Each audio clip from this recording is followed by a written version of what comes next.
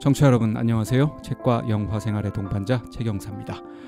추석이 바로 한 주 앞으로 다가왔습니다. 청취자 여러분들은 추석 계획들 세우셨는지 궁금하네요. 이번에도 연휴가 긴데요. 막상 연휴에 들어가면 시간이 휙휙 지나가서 영화 한 편, 책 한 권 보기도 벅차더라고요. 그러면 연휴 마지막 날 밤 남는 것은 허탈한 뿐이기 때문에 적당한 계획들 세우셔서 뿌듯한 추석 연휴 보내시길 바랍니다. 자, 최경사 멤버 바로 소개해드리겠습니다. 먼저 라미. 네, 안녕하세요. 라미입니다. 저 가을이 온 줄 알았는데 너무 더워가지고 요 며칠 고생하고 있어요. 너무 뜨겁지 않나요? 한 이틀 전부터 다시 여름으로 백도한 것 같은 그런 느낌이죠. 네. 어디 갔다 왔? 제주도? 네네. 제가 제주도에 잠깐 지인분 결혼식이 있어가지고 제주도 다녀오는데 저는 제주도 조금 시원할 줄 알고 기대하고 갔거든요. 너무 열대야였고 또 결혼식 당일에 비가 오는 바람에 조금 꿉꿉한 결혼식에 참석했습니다. 시원했겠네. 글쎄요. 저 신부 마음은 약간 안 좋았을 것 같았고 네. 근데 이렇게 조금 파티 형식이었어요. 한 분이 이제 외국인이라서 중국 분이랑 한국 분이 결혼한 건데 친구들 초대해서 MBTI 조사도 하고 그걸로 같이 파티도 하고 이랬는데 물론 저는 파티는 참석은 못했으나 또 이런 문화도 재밌더라고요. 그 신부가 중국인이면 식은 어느 나라 말로 저기 합니까? 시가 3개국어로 했어요. 영어, 한국어, 중국어를 그 사회자분이 굉장한 순서 통역을 하나요, 그걸? 한 마디씩 이제 해주시더라고요. 그래서 조금 오래 걸렸고 또 되게 신기했던 문화가 제가 잘 모르지만 중국식의 문화인지는 모르겠지만 어머님들이 화촉점화를 하시는데 화분 하나에 물을 같이 따르는 방식으로 하시더라고요. 이것도 조금 괜찮은 방식인 것 같았어요. 그러네. 그건 처음 보는 불 방식이네. 대신 물이네요. 네네네. 네, 신기한 이모저모 결혼식 이모저모 감사합니다. 안군. 네, 아주 시원하네 머리가. 네, 그 이발했고요. 네. 그거 말고는 뭐 특별한 게 없습니다. 회사에서 바로 왔고 저도 더워가지고 힘들었고 그리고 피부 치료 받는 거 점점 나아서 그런지 너무 아프더라고요. 이게 생살이 점점 올라오면서 이게 치료하는 방식이 얼렸다가 그걸 베어내는 거거든요. 근데 얼리는 과정에서 만약에 피부가 안 좋은 상태면 내 피부가 아니니까 안 아파요. 근데 점점 낫는 상황에서 생살이 있으면 치료를 할 때 얼릴 때 너무 아프더라고요. 얼릴 때? 네, 그러니까 냉동 치료를 할 때. 그래서 아프면서 점점 나아지고 있구나를 느끼고 있습니다. 그 부위가 어느 부위였죠? 저 손가락, 발가락이요. 더 많이 아픈데네요. 그래서 걸을 때도 힘들고 뭐 손 쓸 때도 힘들고. 손가락, 발가락 치료했는데 왜 얼굴이 좋아졌지? 그거 지금 그 뭐 혹시 뭐 아니요, 지금 여드름 많이 났는데. 아 그래요? 네. 안경을 벗었더니만. 저도 사실 얼굴 치료 받은 줄 알고. 나도. 얘기하려고. 얼굴 치료 아닙니다. 손, 발가락 치료입니다. 그 보너스로 그냥 이렇게 해주는 거 아닌가? 어차피 손가락, 발가락 하는 동안 사실 뭐 이것저것 뭔가 추천해주길 바랬는데 뭐 그런 거 없더라고요. 네. 노시스. 네. 안군 힘내요. 손가락 발가락 아프다는 건 뭔가 좀 노잖아죠. 뭔가 더 아플 것 같아. 원래 그 침도 손가락 발가락이 제일 아파요. 손가락이 특히 너무 아파요. 침을 안 맞은 지 진짜 오래됐네요. 저는 한번 크게 혼나고 나서 한의학을 치료 안 받은 지 거의 한 20년? 뭐 왜 혼났죠? 제가 맹장염인데 한의원에서 오진한 거예요.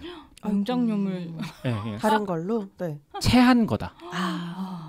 그래가지고 거의 맹장염이 터지기 직전까지 간 상태에서 응급실 가서 치료를 받는 바람에 이거 전국에 한의학계가 들고 일어설 되게 오래전이에요. 저 초등학생 때니까. 근데 그때 이후로 한의원을 다니질 않았네요. 배가 아프면 보통 한의원을 가지는 않는데 그러니까. 급성으로 아프면 네. 제가 워낙 위가 안 좋다 보니까 어릴 때 많이 다녔어가지고 사실 되게 잘 맞았던 곳으로 알고 있어요. 엄마 입장에서는 갈 때마다 잘 나았으니까 갔었는데 여튼 그랬던 기억이 있네요. 그렇군요. TMI가 많았네요. 많은 이야기가 오가네요. 노시스 한의원 많이 다니나요? 저요? 저는 한의원 다닌 건 없네요. 다이어트 하려고 약 받으려고 간 적은 있는데 아파서 간 적은 없네요. 한의원 자주 다니시나요? 저는 뭐 근데 한의원 스타일 아닌가요? 딱 봐도? 그러시긴 해요. 그래요? MBTI는 안 믿으시지만 한의원에 앉아있을 스타일이에요. 근데 이제 한의원 많이 자주 다니죠. 네. 한의원 좋아합니다. 예, 집에서 혼자 뜸도 뜨고 아 진짜요? 부항도 하고 오. 심지어 사열까지도 하고. 오. 예. 역시 안군이랑 안 맞는 이유가 있었네. 자, 2주의 댓글 가겠습니다.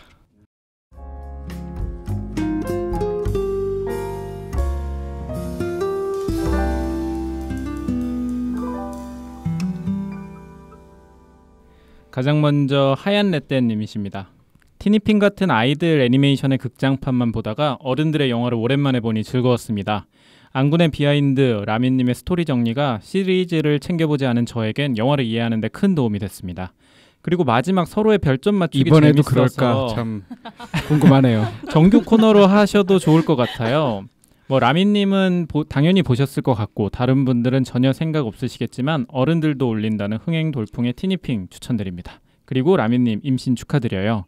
감사합니다. 저는 첫째, 둘째 다 존윅으로 태교했는데 아주 이쁘고 튼튼하고 건강하게 잘 자라고 있습니다. 엄마가 즐겁게 보셨으면 된 거죠? 라고 달아주셨습니다. 맞아요. 저도 너무 동의합니다.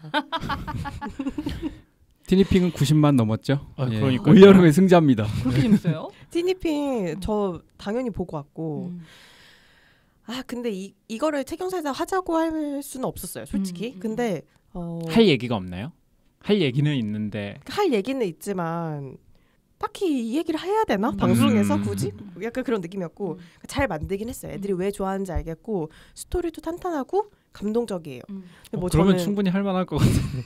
제가 티라서 그런지 울진 않았으나 굉장히 많은 분들이 운다고 하시더라고요.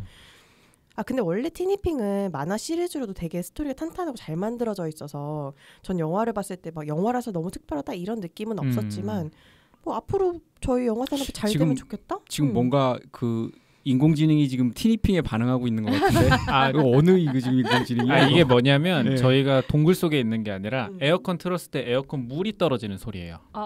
그래요? 또록 소리가 납니다. 네네네. 지금 이런 거. 난 무슨 쉬리가 지금 대꾸하고 있는 줄. 어쨌든 근데 잘 모르겠어요. 사실 저는 잘 모르겠으나 애는 어떻게 봤어요? 애는 엄청 좋아했어요. 엄청 좋아했고 2세 아니에요? 3세인가? 어떤 게요? 그 아이 지금 애기요? 아이, 네, 2살이죠. 2살 조금 두 넘었죠. 살인데도 30개월이니까. 이해를 하나요? 이해하고 그다음에 거기 다 공주님들이 오셨어요. 공주 옷을 입고. 그리고 저희가 티니핑 인사하는 그 회차를 보러 왔거든요. 티니핑이 무대 인사하는 하츄핑이 등장을 하고 로미 공주님 언니가 와서 인사하는. 난리 났겠구만. 와 사진 찍고 막 소리 지르고 난리 났는데 이게 우리 어렸을 때 어떤 그 다른 만화 볼 때와 비슷하구나 그런 정도의 열풍이구나 싶어서 좋으면서도 걱정되더라고요. 엄청난 그 굿즈가 나오고 있습니다. 어마어마하죠. 핑이라고 하던데 그래가지고 100개가 넘잖아요. 파산핑. 파산핑. 저희 집도 이미 약간 파산 상태예요. 거의. 그러니까 이게 안 모을 수가 없게 정말 귀엽고 예쁘게 만들어서. 근데 제가 듣기로는 이 애니메이션 만든 곳에서 최근에 고양이를 가지고 또 수십만 마리의 고양이 시리즈를 만든다고 해요. 그래서 저는 이건 어른도 저격한 게 아닐까 싶었는데 그럴 수 있겠네요. 네. 그것도 잘 될 것 같아요. 귀엽습니다. 본 것 같습니다. 대리만족. 네. 다음 댓글은 제이드님이십니다. 오늘 룩백 프리미어 상영으로 개봉 전이지만 감상하고 왔습니다. 책영사에는 예전에 메일로 만화책 원작을 따로 추천해드렸었죠. 혹시 읽어보셨는지 궁금하네요. 이때 메일을 보내주셨는데 만화 추천이라고 따로 소개는 해주지 말라고 하셨습니다. 그래서 저희들 단톡방에만 공유를 드렸는데 일부 출연진은 기억을 못하시는 모양이네요. 네, 저는 기억을 못했네요. 여튼 그때 추천을 해주셨고 제가 2022년부터 애니에 빠져들고 올해부터는 만화와 웹툰도 입문했는데요. 뭐든 빠져드는 건 타이밍 같아요. 편견 없이 이러한 새로운 콘텐츠를 접하다 보니 매일매일이 새롭고 즐겁습니다. 책영사에서 룩백 에피소드로 다뤄주시길 적극 추천합니다. 여러분들의 생각을 듣고 싶어요 라고 달아주셨습니다. 네, 오늘 저희가 룩백을 다룹니다. 네, 고맙습니다. 다음 댓글은 책책북북님이십니다. 와이프가 볼만한 영화가 없다고 해서 그럼 전시회는 어때? 하면서 이경준 사진전 원스텝 어웨이를 보고 왔습니다. 뉴욕 한 번은 꼭 가보고 싶은 곳인데 더 가보고 싶게 만드는 전시였어요. 일하면서도 종종 느끼지만 금빛 석양을 받아 빛나는 도시가 정말 아름다웠습니다. 하늘에서 아래를 내려다보는 구도가 주는 신선함이 좋았고요. 잔잔한 재즈를 들으면서 뉴욕 로컬들의 생활을 보는데 문득 퍼펙트 데이즈가 생각나기도 했습니다. 이제 또 추석 연휴네요. 부디 건강하게 무탈하시기 바랍니다. 언제쯤 마음 편하게 짚을 수 있는 해가 올지 점점점 하고 달아주셨습니다. 이 전시는 아직 하고 있네요. 18일까지 예, 그라운드 시소 센트럴에서 예. 저도 이거 보면서 궁금하더라고요. 뉴욕의 일상을 담은 250여 점이라고 합니다. 관심 댓글에 사진도 올려주셨는데 네. 관심 있는 분들은 오디오 클립에 오시면 그 사진 보실 수 있습니다. 네, 알겠습니다. 감사합니다. 네, 그리고 코니모지님께서 댓글 달아주셨습니다. 에밀리 파리에 가다 정주행하는 사람 여기 또 있습니다. 에밀리 시리즈가 사실 저도 막 좋아하는 장르는 아님에도 불구하고 새로운 시즌이 나올 때마다 챙겨보는 이유는 아마도 믿고 보는 제작진, 말도 안 되는 배경, 평소에 경험해보기 어려운 온갖 럭셔리 브랜드의 뒷이야기 재미, 모든 문제를 너무나도 손쉽게 해결해버리는 또는 그냥 어떻게든 해결이 되는 직장 판타지물 정도가 아닐까 합니다. 극장은 평일도 주말도 요즘 한산한 것 같아요. CJ E&M이 영화 제작 적자도 심하고 CGV를 비롯한 영화 사업 매각설까지 나오던데 부디 한국 영화 업계가 다시 양적으로나 질적으로나 회복했으면 좋겠네요. 즐거운 추석 연휴 보내세요라고 달아주셨습니다. 일단 그 에밀리 파리에 가다에 대한 적정한 분석 감사드리고요. 아니 이거 왜 코니모지님 이거 좋아한다는 얘기 여태까지 한 번도 안 했어. 왠지 궁금하세요? 몰랐거든. 아 진짜. 이거 보고서 지금 처음에 아이디 안 보고 아니 누가 이걸 또 정주행해 하고 본 거예요. 그렇게 바쁜 척을 하더니 피곤하고. 아 그럼 같이 본 적이 없어요? 없죠. 같이 본 적이 없다고요? 없어요. 저희는 뭘 같이 보는 시간이 신기하네. 애기 낳고 거의 없을 뿐더러 취향이 안 맞아서 따로 보는 경우가 많거든요. 또 언제 또 이렇게 시간이 있었는지 육아 안 하고. 아니 이게 정확히 맞는 것 같아요. 이게 일단 파리가 무지하게 아름답게 계속 이제 마스터샷으로 계속 나오는 데다가 약간 진짜 직장 생활에 관한 내용이 또 많이 나오고 그다음에 이 에밀리의 패션이 이거 진짜 남이 좋아할 것 같은데 정말 이렇게 입고 나올 수가 없어 도대체. 그래요? 아니 최근에 저는 남편이 사치 부린다 뭐라 하길래 이런 거 안 보려고 했는데 남편이 보고 있었네. 서로에 대한 이해를 높이기 위해서. 알겠습니다. 진짜 특이한 옷 진짜 그 한 회차에 한 10번씩 갈아입고 나오는데 그거 보는 맛이 또 좀 있어요. 근데 진짜 되게 특이하게 입고 나오지 않아요? 옷 맞죠? 색깔하면 뭐 저렇게 입고 다닐 수가 있나 싶게 입고 나오죠. 네. 아 이거 그래도 여기 저 또 동지가 한 명인데 유일한 동지 아닌가요? 이게 유일한 동지가 아닌 게 전 세계적으로 이게 굉장히 발끈하잖아요. 이게 그렇죠. 히트한 시리즈 시즌 4가 나온다는 건 그만큼 보는 그렇죠. 사람이 있다는 얘기죠. 엄청 많은 거죠. 네. 근데 이거 작품성 좋다고 하는 사람 하나도 없어 솔직히. 이렇게 분석한 게 더 웃기네 나는 지금.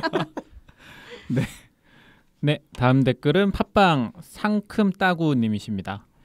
에리언을 봤는지 안 봤는지조차 헷갈릴 정도로 오래된 터라 이번 로물루스 보면서 기존 시리즈의 설정이 기억이 나지 않았었는데 책용사에서 상세히 정리해줘서 많은 도움이 되었습니다. 덕분에 영화 감상이 더 풍부해졌어요. 감사합니다.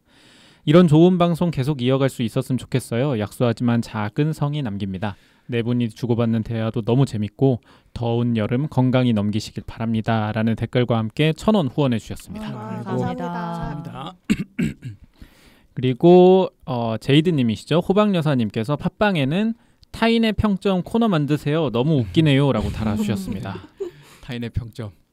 이거 오늘도 한번 해볼까요? 사실 타인의 평점보다 맥스가 평가하는 평점 그렇죠. 아닌가요? 네. 다음 댓글은 침판연대 사무총장님이십니다. 요즘 쇼츠에 엔싱크가 계속 뜨나 했더니 데드풀 앤 울버린에 나왔나봐요. 엔싱크 강제 소환, 재결합에 온통 바이바이바이 춤 따라하는 챌린지까지 난리군요. 마블이나 DC 끄는 지 좀 됐는데 암튼 한동안 좀 쉬려 했건만 한국이 싫어서도 궁금해지고 베테랑2는 추석 개봉한다고 하고 신세계 속편도 나온다 하고 왜 이렇게 세상은 재밌는 게 많을까요? 참 책과는 담 쌓은 지 근 20년은 돼가는 것 같은데 요즘은 20대가 책 읽기를 핫한 활동으로 여기기 시작했다고 하더군요. 허세나 있어빌리티라지만 그래도 그게 어디냐고 우쭈쭈 해주는 의견도 많고요. 저는 평일 저녁엔 골대녀나 최강야구에 빠져 살고 있고 요즘은 언니네 산지 직송도 보고 또 톡파원 25시나 세계는 지금 같은 거 보면서 여행 욕구도 해소하고 이러고 소소하게 살고 있습니다. 간만에 일상 한번 차분히 끄적이고 갑니다. 라고 달아주셨습니다. 그래도 지상파 많이 보시네. 그러게요. 네. 감사합니다. 지상파를 대표해서. 네. 다음 댓글은 위드무비님이십니다. 이번 회차도 큰 웃음 주셔서 재밌게 잘 들었습니다. 전 최근에 리볼버와 에일리언 봤어요. 리볼버는 이런 스타일이 제 취향인지 몰입감 있게 아주 잘 봤답니다. 관객 수가 너무 적어서 안타까웠죠. 에일리언 로물루스는 최경사 에피소드가 영화보다 훨씬 재밌네요. 아, 그리고 저도 타르코프스키의 희생 영화 95년인가 96년에 본 것 같은데 얼마나 잤는지 영화 포스터 딱 한 장면만 기억에 남습니다. 사실 전 영화관에서 거의 졸지 않는데 희생은 거의 반 이상 졸았던 영화로 아직까지 기억에 남고 있습니다. 다시 보고 싶은 마음도 안 들어요. 맥스님 말처럼 이 영화는 보고 나서 얘기해야 한다는데 한 표 보탭니다. 네. 라고 달아주셨습니다. 감사합니다. 네. 그 노시스 이거 나한테 예매했다고 그랬거든요. 노시스가 제가 이거 이 본다고. 댓글을 보고 예매를 취소했죠. 아, 이 정도면 보지 않겠다. 아, 근데 또 너무 시간대 여의도 CGV 12시 50분인가? 저녁에요? 밤이요? 용산 CGV는 여의도 CGV 그랬어요. 사실상 정말 잘하는 거네요. 관이 진짜 뭐 아침 9시 50분 아니면은 자정 뭐 이렇게 있더라고요. 그렇구나. 뭘 찾으시나요? 맞는지 검증. 그건 아니고. 앞부분에 지금 언급하신 게 뭐죠? 얘기가? 리볼버 얘기하셨죠. 아, 리볼버. 리볼버 얘기하려고. 그새 까먹었네. 아니 리볼버가 제가 여기서 뭐 그냥 체경 생활 시간에 말씀을 드렸는데 이게 폭망했거든요, 사실은. 폭망하고 뭐 그랬는데 저는 그 묘한 구석이 있다고 생각하고 나름은 좀 재밌게 봤어요. 재밌게 보고 오고 나오다가도 그런 얘기를 했었는데 이걸 시네21에서 진지하게 다뤘더라고. 2회차 전에. 이게 망한 영화고 뭐 그렇게 막 작품성이 뛰어나진 않은데 뭔가 그 과거의 한국 영화가 이 기운이 뻗쳐갈 때 어떤 그런 아주 그 다양한 다채로운 색깔의 뭔가 이렇게 상업성과 이렇게 막 타협하지 않고 가는 그런 느낌이 들었다. 있었다 이러면서 그래서 나는 한편으로 그 특집 기사가 조금 기획 기사가 좀 반갑기도 하더라고요. 어쨌든 이건 이렇게 평가는 하고 넘어간다라는 의미에서 좀 약간 연륜 있는 사람 그렇죠. 아니에요? 예. 저번에 그때 얘기했잖아요. 뭐 초록 물고기부터 해가지고 각본가 출신이고, 예. 그 앞에 한 게 무레한이고 영화가 그 앞에 한 게 그 뭐 킬리만자로인가 히말라야인가 뭐 하여튼 뭐 흥행은 잘 안 됐어요. 근데 뭐 이번 것도 좀 안 돼가지고 다음에 영화가 또 나올 수 있을지 모르겠으나 하여튼 그 분위기가 참 묘한 영화라서 나중에 혹시 뭐 스트리밍 서비스에서 올라오면 보시는 것도 괜찮은 것 같아요. 또 이분도 또 괜찮게 보셔가지고 이번 회차 댓글에는 굉장히 동지들을 많이 확보하는 응원의 목소리가 많은 것 네. 같아요. 뭐 저를 응원해 주신 건 아니지만 어쨌든 반갑습니다. 네. 그리고 스포티파이에 unknown MKAY님께서 또 댓글을 달아주셨습니다. 지난번 댓글에 세 분의 체경생활이라고 언급을 했었네요. 급하게 쓰다 보니 사과드립니다. 누가 빠졌을까? 그거는 밝히지 않으셨습니다. 지난 2주간 안군이 추천해준 DX를 완독했습니다. 일상이 파괴된 주인공의 그늘진 심리를 따라가다 보니 어느새 마지막 장이더라고요. 그리고 여름은 올해 그곳에 남아를 요즘 읽고 있습니다. 책 속에 나오는 알자루, 테디 펜더그래스의 음악을 들으면서 읽다 보면 오랫동안 잊고 있던 풍경 속으로 다시 걸어 들어가는 기분이 듭니다. 네 분 모두 건강하시고 삶의 리듬을 잃지 마시길 바랍니다. 라고 달아주셨습니다. 감사합니다. 고맙습니다. 저희가 그 스포티파이래. 저희가 그 다룬 거 아시죠? 여러분 그곳에 남아 저희 에피소드에도 있습니다. 좋은 책이죠. 뭐 이게 무슨 뭐 그 문학적인 의미로 좋은 책인지는 잘 모르겠지만 어쨌든 되게 기억에 남는 맞습니다. 또 한 번 읽고 싶어지는 그런 괜찮은 책입니다. 네. 그리고 유튜브에도 많은 댓글이 달려가지고 유튜브 댓글은 설명드리기엔 시간이 너무 오래 걸릴 것 같아서 뭐 좋다는 의견도 있으셨고 좀 아쉽다라는 표현해준 댓글도 있었습니다. 다 읽고 있다는 점 말씀드립니다. 일단 많이 달렸어. 네. 확실히 화제작을 하면 조회수도 그렇고 댓글도 그렇고. 뭐 봤어요? 노시스? 거기 댓글? 댓글 저는 실시간을 보고 있어요. 아 그래요? 뭐 많아요? 길어요? 한 7개, 8개 달렸던데. 그리고 장문의 댓글도 최근 달렸어요. 뭔데 장문? 거기에서는 그 전반적으로 저희에 대한 비판적인 시선을 갖고 있는. 후원금을 받고 이렇게 할 거면 하지 말아라. 막 이런 말. 그건 못 봤는데. 아주 흥미진진한 댓글 꼭 보십시오. 근데 뭐 보면서 에일리언에 관한 건가요? 맞습니다. 네. 그러니까 에일리언에 대해서 굉장히 그 많은 지식을 갖고 계신 분 입장에서는 저희가 다루는 게 굉장히 좀 얕아 보일 수 있으니까 그거에 대한 아쉬움이 많이 담겨 있었습니다. 누가 하자고 그랬어? 이거 에이리언. 아니 근데 저도 긴장하면서 그 댓글을 읽었는데 딱히 우리가 뭘 틀렸거나 잘못했다는 부분은 나오지 않고 네. 그냥 내가 원하는 수준의 깊이에 도달하지 못했다. 네. 그리고 맥스님이 그때 갑자기 이제 뛰어넘어 맞아. 그거에 대한 댓글도 많이 달렸더라고요. 아 그래요? 그게 과연 무엇인지. 근데 약간 엘리베이터 그 씬 제가 생각한 그 씬으로 그런가 보여지는 것 같아요. 네. 근데 그게 뛰어넘는 게 아니었단 말씀이죠? 내가 이해를 못한 거지? 개연성이 어마어마하게 높습니다. 믿겠습니다. 네. 자 여기까지인가요? 네. 네, 2주의 댓글 여기까지였고요. 최경사는 팟빵 그리고 네이버 오디오 클립, 애플 팟캐스트, 유튜브, 스포티파이를 통해서 들으실 수 있습니다. 메일 주소 불러주시죠. 네, 저희 메일 주소 bookmovi42@naver.com입니다. 인스타 계정에서는 최경사로 검색해서 들어오시면 저희가 예고를 보내고 그다음에 저희의 그 한 줄 평도 방송을 업로드한 뒤에 게재를 하고 있습니다. 많은 하트와 댓글 써주시면 감사하겠습니다. 메일도 환영합니다. 자, 2주의 후원을 좀 알아보시죠.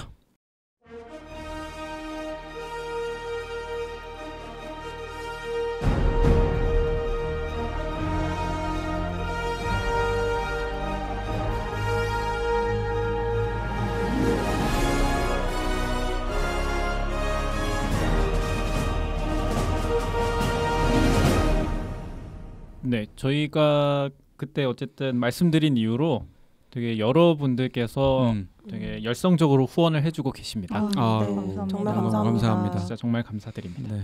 가장 먼저 작은 일의 열금지님께서 10,000원 후원해 주셨고요. 감사합니다. 수돌님께서 10,000원 후원해 주셨습니다. 아이고, 수돌님 감사합니다. 그리고 지속 가능한 채경님께서 10,000원 후원해 주셨고요. 감사합니다. 서스테이너블 감사합니다. 네. 그리고 콩나물라면 123님께서 10,000원 후원해 주셨습니다. 네, 감사합니다. 최경사 잘 듣고 있어요 님께서 10,000원 후원해 주셨고요. 네, 고맙습니다. 소나무님께서 50,000원 후원해 주셨습니다. 소나무님. 왜? 뭔가 말 톤에서 애정이 달라지는 것 같아요. 노래도 불러? 그 바비킴 노래? 소나무야. 그거? 이 노래가 나올 줄이야. 왜? 뭐가 나올 줄 알았어? 일성정 푸른 소리 나올 줄 알았어. 옛날 거 나올 줄 알고. 네, 그리고 제이드님께서 5,000원 후원해 주셨고요. 감사합니다. 그리고 위드무비님께서 10,000원 후원해 주셨고요. 위드무비님 고맙습니다. 그리고 책북님이신 것 같아요. 하추핑 보고 왔다 추 책북님께서 5,000원 후원해 주셨습니다. 감사합니다. 그리고 유안나님께서 10,000원 후원해 주셨고요. 유안나님이요? 요안나. 네. 요안나님. 처음인가요? 댓글 많이 남겨주셨어요. 댓글 영어로 남기시는 분이시죠? 네, 주로. 맞습니다. 그리고 마지막으로 코니모지님께서 21,100원 후원해 주셨습니다. 감사합니다. 뭔 의미죠? 아마 회차 21,100원. 이거 맨날 물어봐. 그럼 남이는 맨날 대답해. 똑같은 대답을. 돌아가면서 물어봐. 나 무슨 특별한 의미가 있나 했어. 남편 좀 써주세요. 무슨 의미인지.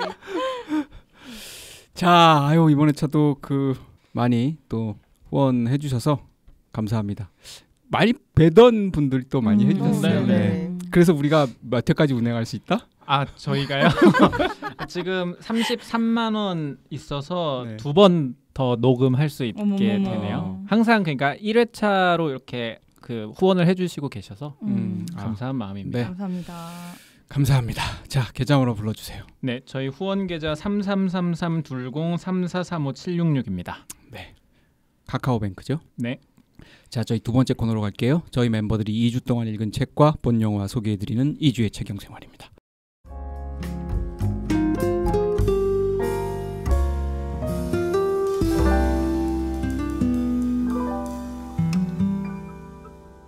자, 이번 주는 저기 희생 볼려다 안 본 노시스부터 한번 가보죠. 빠르게 한번 해보겠습니다. 일단 넷플에 그 아무도 없는 숲속에서 거의 좀 화제작이죠. 네. 화제작이고 실제로 순위도 높나요? 그렇지는 않은 모양이죠. 뭐 그래도 상위권에 꽤 그래요? 유지하다가 지금 한 3, 4위 떨어진 것 같은데요.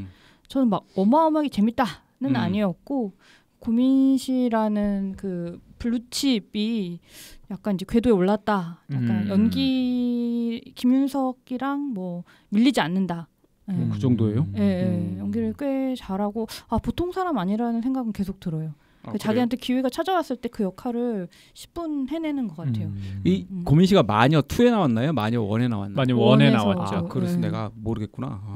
근데 저는 밀수에서 보고 밀수에서 되게 상찬을 그쵸? 받았는데 나는 밀수에서 딱히 잘했다는 생각을 사실 해보지는 못했어요. 너무 과장된 연기다 이렇게 생각을 했었거든요. 근데 뭐 이번엔 다들 너무 연기 잘한다고 그러대요. 네. 하여튼 뭐 나쁘지 않다. 킬링타임용이다. 이런 말씀드리고 또 넷플에서 신인 가수 조정석이라고 이것도 뭐 나쁘지 않다.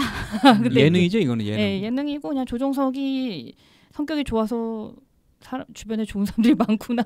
아니, 유튜브 보는데 박효신이 나오더라고요. 그 이제 와이프 거미랑 친구여가지고 되게 깜짝 놀랐습니다. 그래서 그런 의미로는 굉장히 화려해요. 나온 사람 몇 면이. 재밌다. 그다음에 파친코는 정말 아껴서 보고 있고 뭐 너무 좋던데요? 그래요, 그렇죠. 아유, 이건 왜 상을 안 받은 거야? 내가 봤을 때 이건 진짜 역대급인데.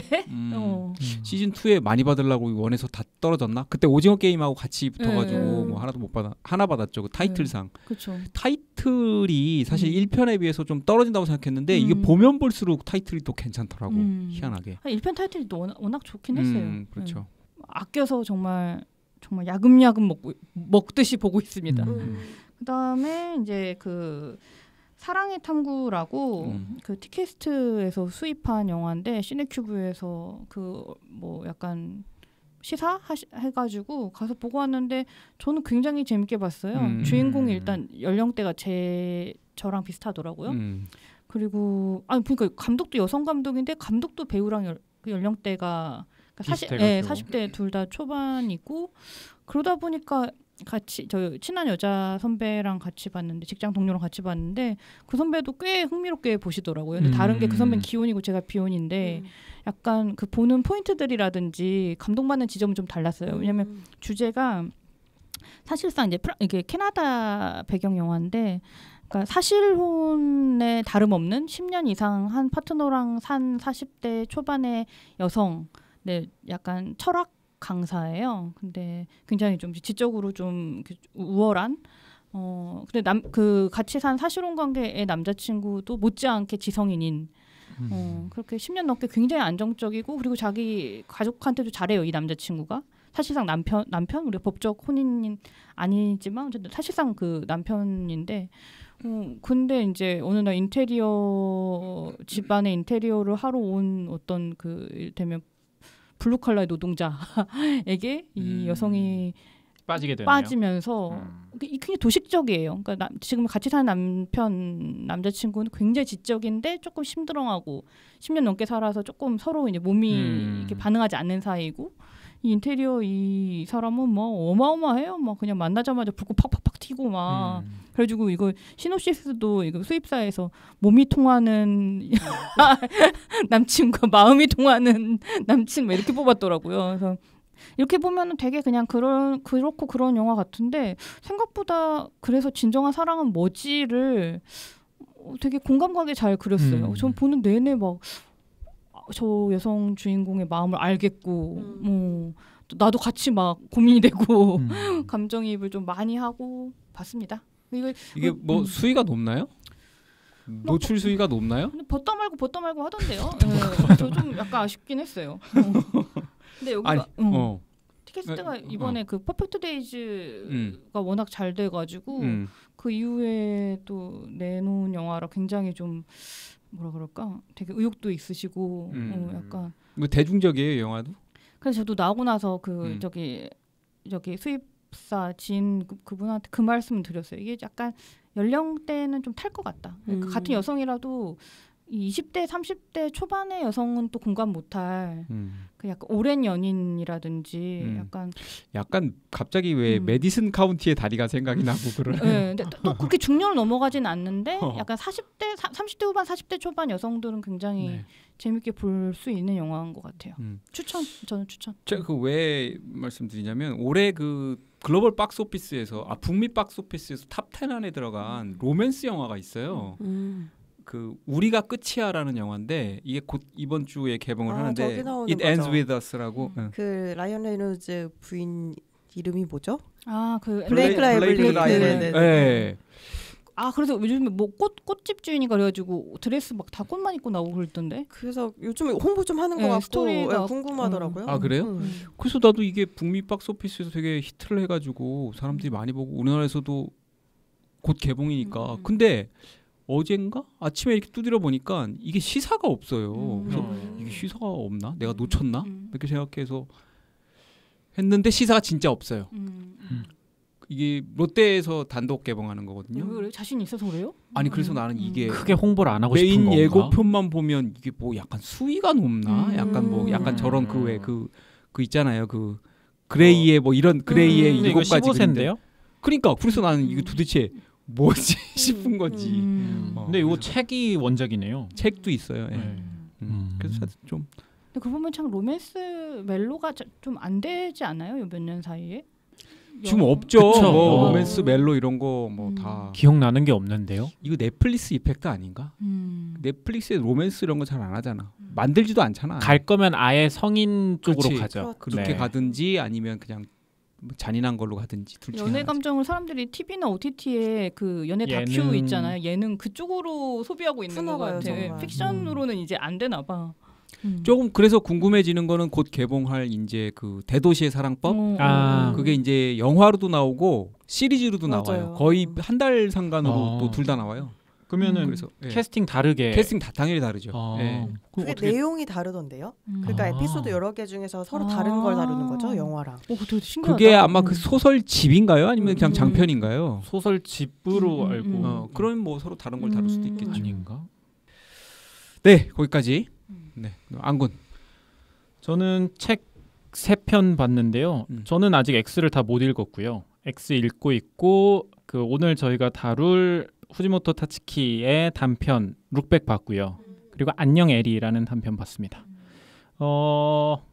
좋습니다. 워낙 이 작가가 체인소맨으로 인기 있는 작가기도 하지만 그 전부터 단편을 정말 잘 만든다라는 평가가 많았었기 때문에 단편 만화 요 2편 보고 나서 상당히 기대가 됐었죠. 룩백을 만화책을 다시 보고 영화를 본 거라 이걸 과연 영화로 어떻게 표현했을까라는 생각을 하면서 봤는데 굉장히 만화책을 읽고 가길 잘했다라는 생각이 들었습니다. 룩백 만화? 네. 그 길어요?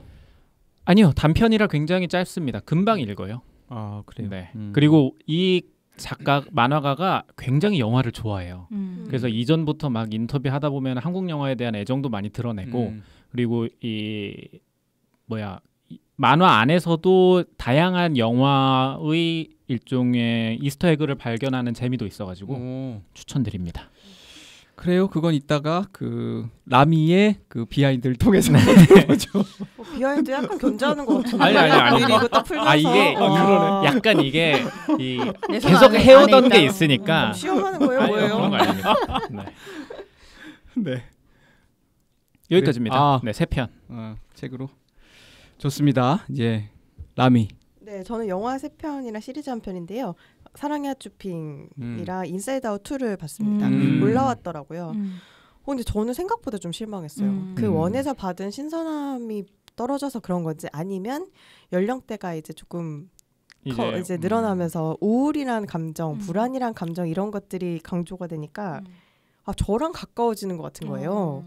그래서 오히려 감정이입이 돼가지고 썩 즐겁지 않았나라는 생각이 좀 들었고 그리고 조금 우울해서 파묘를 다시 봤고요. 진짜 독특해. 그래서 저도 아무도 없는 숲속에서를 봤습니다. 저는 앉은 자리에서 다 봤어요.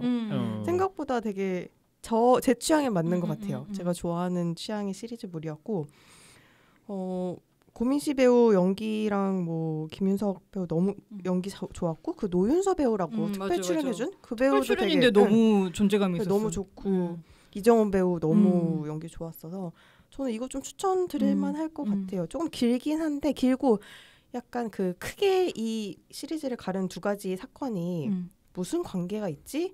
라는 의문이 사실 끝날 때까지 그닥 풀리진 않았으나 그래도 이 정도면 잘 만든 시리즈 아닌가라고 생각을 했습니다. 제 차례네요. 저는 그 독립 영화인데요. 장손이라는 독립 영화 곧 개봉하는 영화인데 그야말로 그 무슨 어디 안동인지 제목 듣자마자 마음이 무겁네요. 그렇죠. 네. 네. 무거운 집안이에요. 네. 두부 공장을 하는데 대명이라는 두부 공장을 하는데 그 집안이 이제 장손인데 서울에서 아마 영화를 찍는 영화 배우예요. 서울에서. 근데 집에 가면 이제 손숙 씨가 할머니로 나오는데 이를테면 이런 거 아니군요. 다큐 아니에요. 다큐 아니고 줄 알았네요. 드라마인데 일테면 이제 첫 씬이 아마 집에서 무슨 제사 같은 거 지내느라고 마루에서 이렇게 한옥이거든요. 또 이게 전 붙이고 있는데 그 손녀딸이 아우 너무 덥다고 이 할머니 우리 에어컨 틀어야지 이거 더워가지고 못 붙인다고 그러는데 아유 무슨 에어컨이냐 이게 선풍기 하면 얼마나 시원하고 좋은데 하면서 안 틀어줘.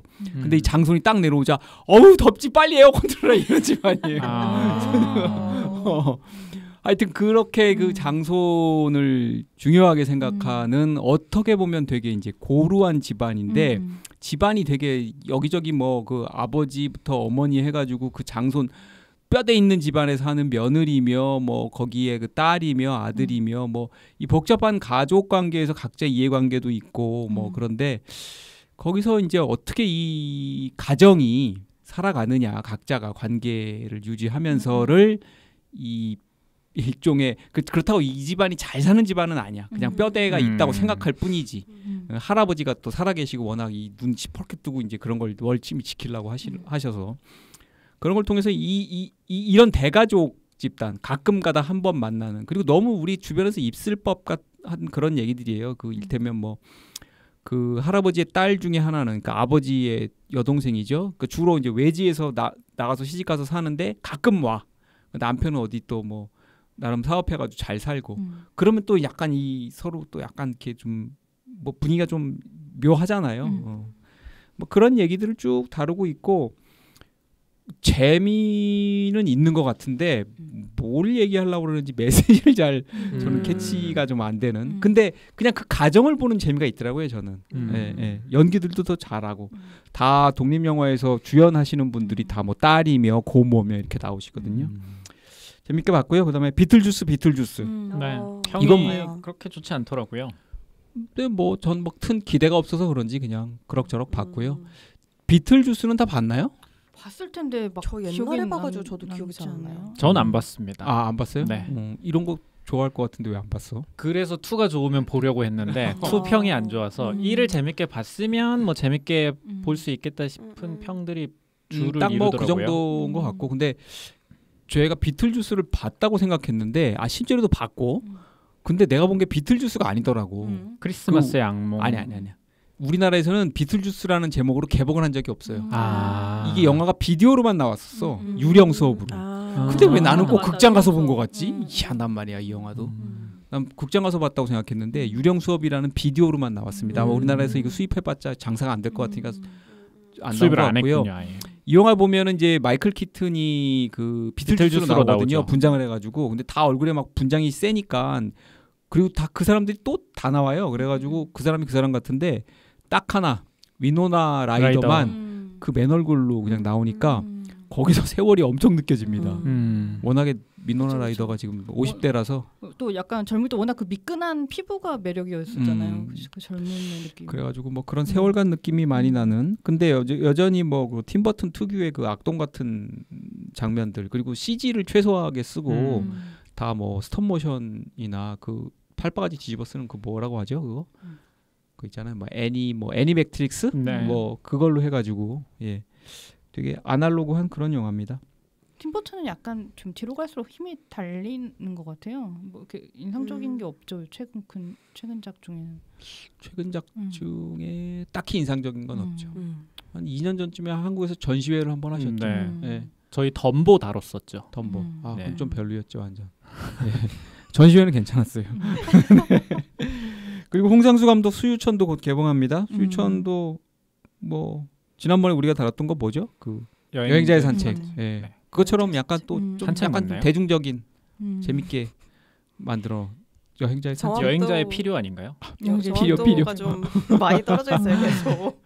근데 이번에 그 아마 그 권혜요 씨가 또 주연이고 그 조윤희 씨라고 그때 그 아들내미 엄마로 나온 그분이 여주인공인데 내가 알기로는 그 두 분이 부부일걸요. 예. 그래서 또 웃긴. 예. 이번에 김민희 씨 여우주연상. 맞아 김민희. 그 영화는 아니고요. 맞아요 그 영화예요. 김민희 씨도 뭐 또 그 연기를 했죠. 야, 이 정도면 자가복제가 이제 우리 지금 제목을 기억을 못할 정도잖아. 영화를 1년에 2편씩을 찍어내는 세계적인 감독입니다. 네, 배우가 근데 거기서 거기고 대단하다고 할 수밖에 없죠. 이 정도면 진짜 진짜 어려워. 참. 그리고 이거 라미가 관심 있을 것 같은 영화 스픽 노 이블. 이거 저 지금 기대하고 있어요. 근데 이게 왜 영어를 스픽이라고 했나 몰라. 이게 스피크거든요, 사실은. 스피크 노 이블. 그럼 뭐야? 악은 이블? 스픽 악은 없다 뭐 이런 얘기인가? 악은 없다고 말해란가? 이거가 나름 재밌어요. 무섭진 않나 보네요. 아니 전혀 내가 못 봤지 그러면. 볼 생각도 안 하고. 제임스 맥고보이 나오는 네, 이거 예고편 보면 딱 보고 싶거든. 예고편에 뭐 내가 의사인 줄 알았지? 라고 해가지고 막 분위기를 싸하게 만든 뒤에 에이 나 의사 맞아 이러는 그게 예고편에 나오는데 나 진짜 거기서 싸해졌잖아. 실제로도. 그래요? 그 장면. 그 예고편을 봤는데도 똑같은 장면이 나오는데도 약간 움찔한데 약간 이거 뒷마무리가 조금 희마리가 좀 떨어져. 예. 그래도 뭐 그냥 재밌는 것 같아요. 예. 그나마 지금 베테랑에 대항할 수 있는 영화가 뭐 스픽 노 이블 이 정도밖에 없는 것 같아요. 베테랑 2 평이 상당히 좋던데요. 그래요? 시내 20일 올라온 거 봤어요. 맞아 어제. 보셨나요? 쉽지 않은데. 네, 봤습니다. 어떠셨나요? 뭐 말하지 않겠습니다. 어머 왜요? 최경사의 선택으로 가려고요. 네. 자 여기 저거 주시고요. 책과 영화 사이에 책경사. 자, 212의 책경사의 선택은 후지모토 타츠키 원작 오시야마 키요타 연출의 일본 애니메이션 룩백입니다. 아까 후지모토 타츠키에 관해서 뭐 안군이 잠깐 언급했는데 체인소맨 저는 이거 못 봤는데 그냥 그 이미지만 몇 개 이렇게 봤는데 이미지 보니까 이거 되게 희한한 세계관이 나올 것 같다는 그런 느낌이 들대요. 뭐 왠가 악마가 많이 나오죠. 사람이 얼굴이 톱이 돼? 네, 맞습니다. 와, 이거 참 이게 진짜 글로벌 히트작 맞아요? 애니메이션이 상당히 히트를 많이 해서 작년에 틱톡과 유튜브 쇼츠를 가득 메웠죠. 그래요? 작년 재작년인가요? 네. 그렇구나. 어쨌든 그거 만들어가지고 일본의 새로운 천재 만화가다 이렇게 불리는 작가라고 합니다. 그리고 요시야마 키요타카는 그대들은 어떻게 살 것인가 우리가 했죠. 그리고 더 퍼스트 슬램덩크 이것도 우리가 했죠. 네. 여기서 작화를 담당했던 실력 있는 애니메이터입니다. 이게 원화와 작화가 있는데 사실은 원화가 더 중요하다는 거잖아요. 그렇죠. 기본적인 캐릭터의 디자인을 잡고 뭐 우리가 딱 봤을 때 느껴지는 그림체는 어쨌든 원화에서 올 수밖에 없으니까요. 물론 이분이 작화만 하는 분은 아니고 원화도 하시는 분이겠죠. 제가 사실 이 영화의 포스터를 처음 봤을 때 굉장히 인상적이어서 호기심이 가는 그런 영화였습니다. 그 포스터를 보면 이 두 소녀를 한 바스트샷 정도의 클로즈업으로 잡고 있는데요. 두 사람이 이제 만화를 막 그리고 있어요. 근데 한 사람은 빨간 옷을 입고 있고 한 사람은 노란 옷을 입고 있는데 이게 두 옷이 다 명도하고 채도가 상당히 높아요. 그래서 이게 눈에 띌 수밖에 없고 그리고 노란 옷을 입은 소녀가 입을 또 반쯤 벌리고 있어요. 그 느낌도 참 사실은 좀 독특하고요. 그리고 무엇보다 중요한 것은 이 두 소녀의 포스터에 머리카락 선이 정리가 안 돼 있죠. 이게 밑에 밑그림 스케치를 한 다음에 지우지를 않았어요. 이게 이제 감독이 일부러 그렇게 했다는 건데 이런 AI 시대에 조금 뭐라 그럴까 손으로 그린 이런 그림 아날로그전 느낌을 살리고 싶어서 그렇게 했다고 합니다. 그리고 사실은 그 포스터 아래 써 있는 룩백이라는 제목도 사실 눈길을 좀 끌어요. 왜냐하면 이렇게 애니메이션 제목으로는 이렇게 선뜻 이렇게 딱 붙는 느낌은 아니어서 더 한편으로 개성이 느껴지기도 하고 그렇습니다. 뜻도 짐작하기가 사실은 쉽지 않아요. 영어죠. 룩백. 이게 뭐 뒤를 봐라도 되는 뒤를 봐라. 뭐 사실 동사로 치자면 그런 건데 여기서 백은 만화의 어떤 배경을 가리키기도 하고 또 등을 두 소녀가 서로 이제 한 방에서 그림을 그리면서 서로의 등을 보게 되잖아요. 예, 그래서 그 등을 가리키기도 한다고 합니다. 여기 두 소녀가 나오죠. 주인공 후지노와 쿄모토. 쿄모토는 그 발음의 느낌에서처럼 히키코모리 집안에 틀어박혀서 학교도 안 나오고 만화를 그리는 소녀입니다. 근데 뭐 개인적으로는 후지노의 목소리를 개인적으로 관심을 갖고 있는 그 카와이 유미라는 배우가 연기를 했어요. 제가 2주의 책용생활에서 소녀는 졸업하지 않는다 하고 이제 플랜 75를 소개해드렸는데 거기서 나오는 배우입니다. 일본의 아마 차세대 스타쯤 되는 것 같아요. 소녀는 졸업하지 않는다. 이 영화는 한번 괜찮은 영화인데 뭐 소리 소문 없이 들어왔다 소리 소문 없이 나가긴 했지만 한 번씩 보셨으면 괜찮을 것 같아요. 자, 여기까지 하고 책영사 상 처음으로 우리가 그 역할을 바꿔서 한번 해보는 그런 회차가 되겠습니다. 오늘은 라미가 전해주는 비하인드부터 한번 가보도록 하겠습니다. 아주 기대가 됩니다. 견자하네. 궁금해요. 뭐 거의 뭐 이런 느낌이지. 할 테면 한번 해봐. 뭐 이러면 따라와봐. 몰라.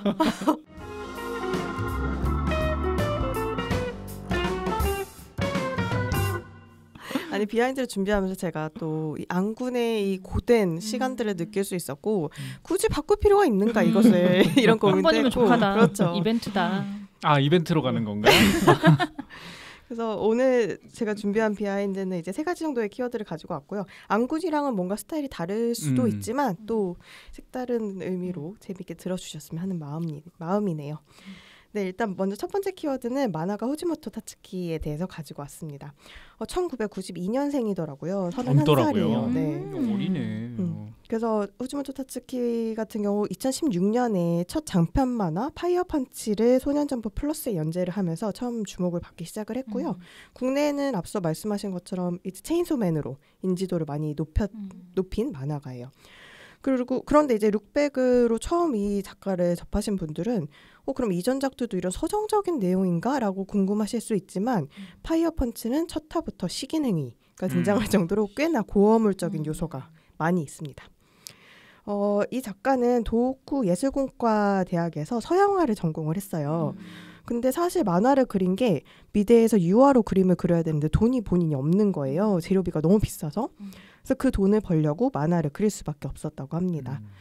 실제로 만화를 왜 시작했냐는 한 인터뷰 질문에서 돈이 없어서 시작했다라고 대답을 본인이 직접 하기도 했고요. 그러다 보니까 팬들은 이제 룩백에서 그림을 더 배우고 싶어 미대에 가려는 큐모토에 아마 작가의 마음이 들어가 있을 거다라고 해석을 하기도 하더라고요.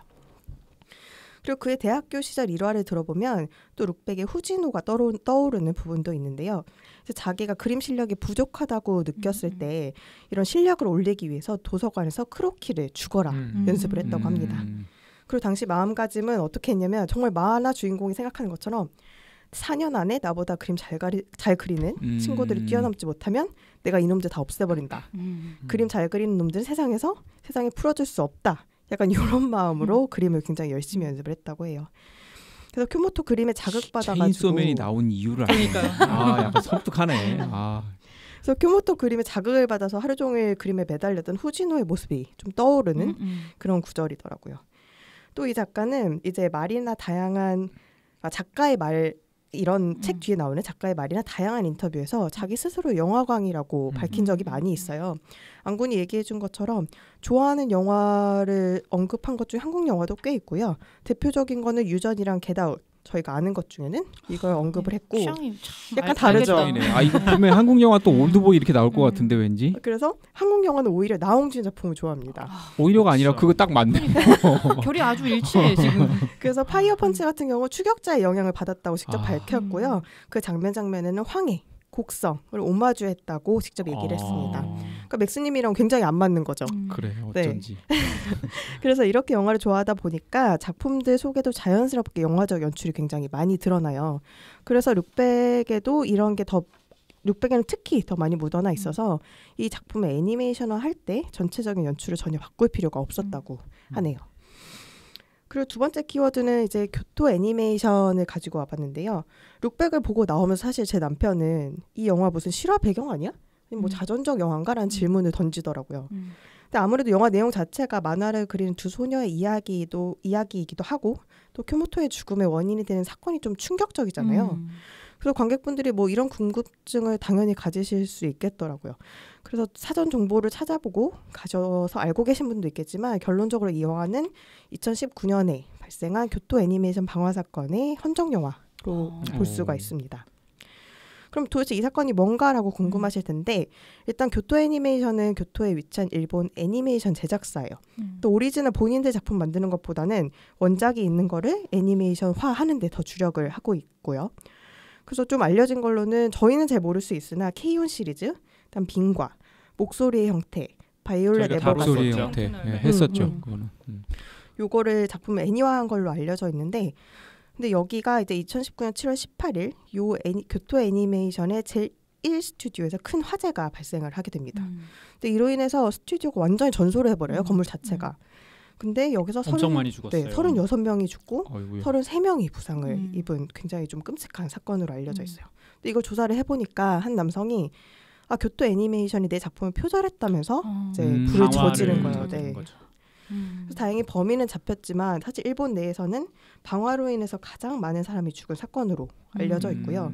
뭐 당연히 애니메이션 업계뿐 아니라 일본 전체에 엄청난 충격을 준 사건으로 남았습니다. 그래서 이 사건에 대해 듣고 나니까 다 자연스럽게 룩백의 사건과 비슷하다는 거를 느끼실 것 같아요. 근데 사실 이 후지모토 타츠키는 직접 이 작품이 뭐 특정 사건의 헌정작이라고 밝히지는 않았어요. 원작 만화 그린 이유에 대해서 인터뷰를 한 게 있는데 거기의 내용은 오히려 자기가 동일본 대지진 피해복구 봉사를 갔는데 그때 너무 무력감을 느껴서 이 만화를 그린 거라고 설명은 했었거든요. 근데 이제 원작 만화가 공개된 날짜가 공교롭게도 그 교토 애니메이션 방화 사건의 2주기였고 또 작가가 평소 이 교토 애니메이션의 작품을 애정한다고 이야기를 자주 했었거든요. 그리고 이거는 만화책에서 찾으실 수 있는 부분인데 만화책의 마지막 장 배경에 이제 영화 원스 어폰 어 타임 인 할리우드 블루레이가 그림으로 작게 들어가 있습니다. 근데 이 영화도 보시면 아시겠지만 그 살인 사건이 발생하지 않았으면 어떠했을까라는 가정을 담은 영화잖아요. 그래서 많은 사람들이 이 작품이 헌정 영화로 볼 수 있을 거다라고 해석을 많이 하는 것 같아요. 그리고 제가 가져온 마지막 키워드는 룩백입니다. 룩백은 뭐 사실 맥스님 말씀해주신 것처럼 영화 보는 사람에 따라서 너무 해석이 달라질 수도 있을 것 같아요. 그래서 제가 찾아보니까 룩백에 대한 관람객들의 생각이 다 다르고 또 키워드에는 정답이 없다고 생각해서 책용사단 여러분들이 뭐 공유를 해주시는 것도 좋을 것 같은데 제가 본 룩백의 해석을 가지고 와봤는데요. 첫 번째는 아까 이야기가 나왔던 등 뒤를 보다라는 의미입니다. 이제 영화 속에는 주인공들이랑 등장인물들의 등을 비추는 장면이 진짜 많이 등장해요. 사실 만화를 그리는 후지노의 모습은 90% 이상이 등만 보여요. 특히 등 뒤는 후지노와 쿄모토의 관계를 잘 드러내는 소재이기도 한데요. 처음에 후지노랑 쿄모토 만남 기억하시나요? 그러니까 쿄모토가 막 팬이라고 하면서 달려와서 등에다가 사인해달라고 하죠. 시작이.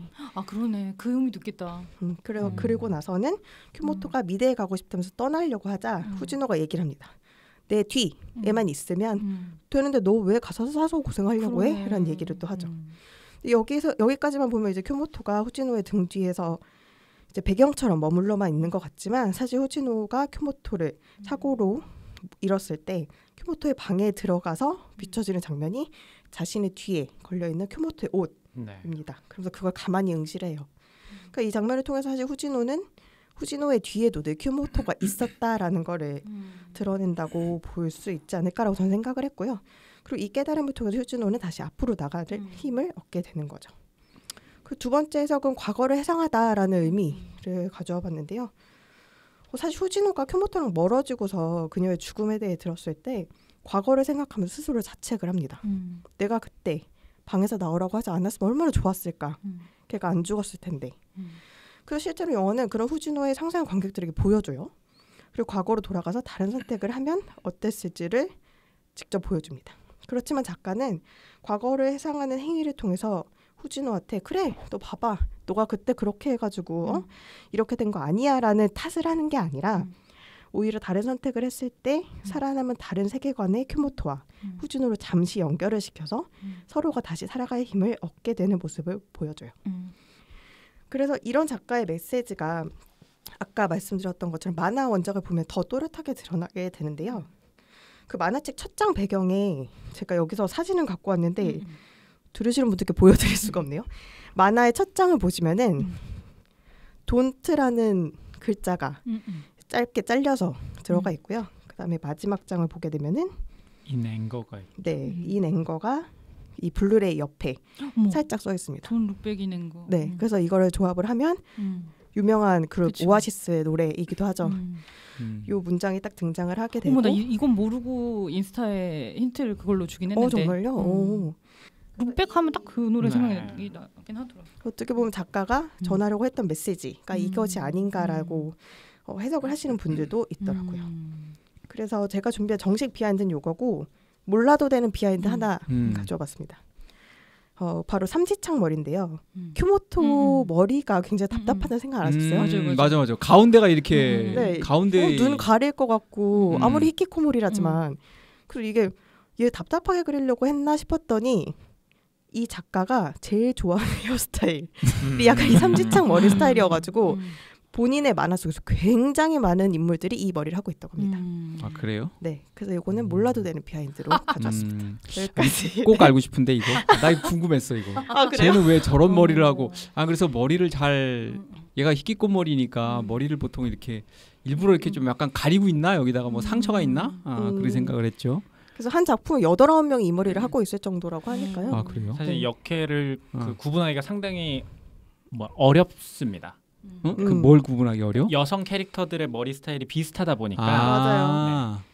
이분의 다양한 캐릭터가 등장하는 장편 만화에서 조금 유사한 모습을 발견할 수도 있어요. 어우 안군 이거 말하고 싶어서 어떻게 참았어요? 깔끔하게 정리해 주는데요. 선배님이세요. 네, 여기까지 제 비하인드였습니다. 자, 라미의 비하인드. 네, 잘 들었습니다. 네. 풍부합니다. 자, 이제 끝. 자, 또 이것도 기대되는 코너죠. 예, 안군의 신업입니다.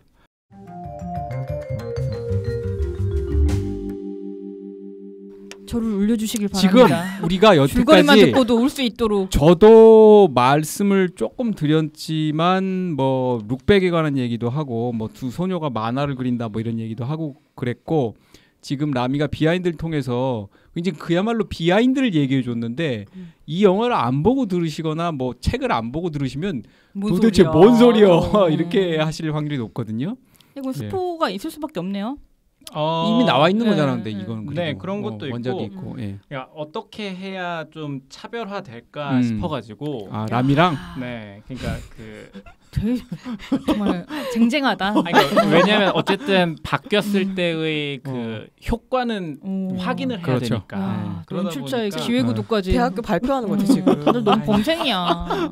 너무 열심히 산다. 너무 그래 왜 그러냐? 이걸 해오지 말았어야 되는데.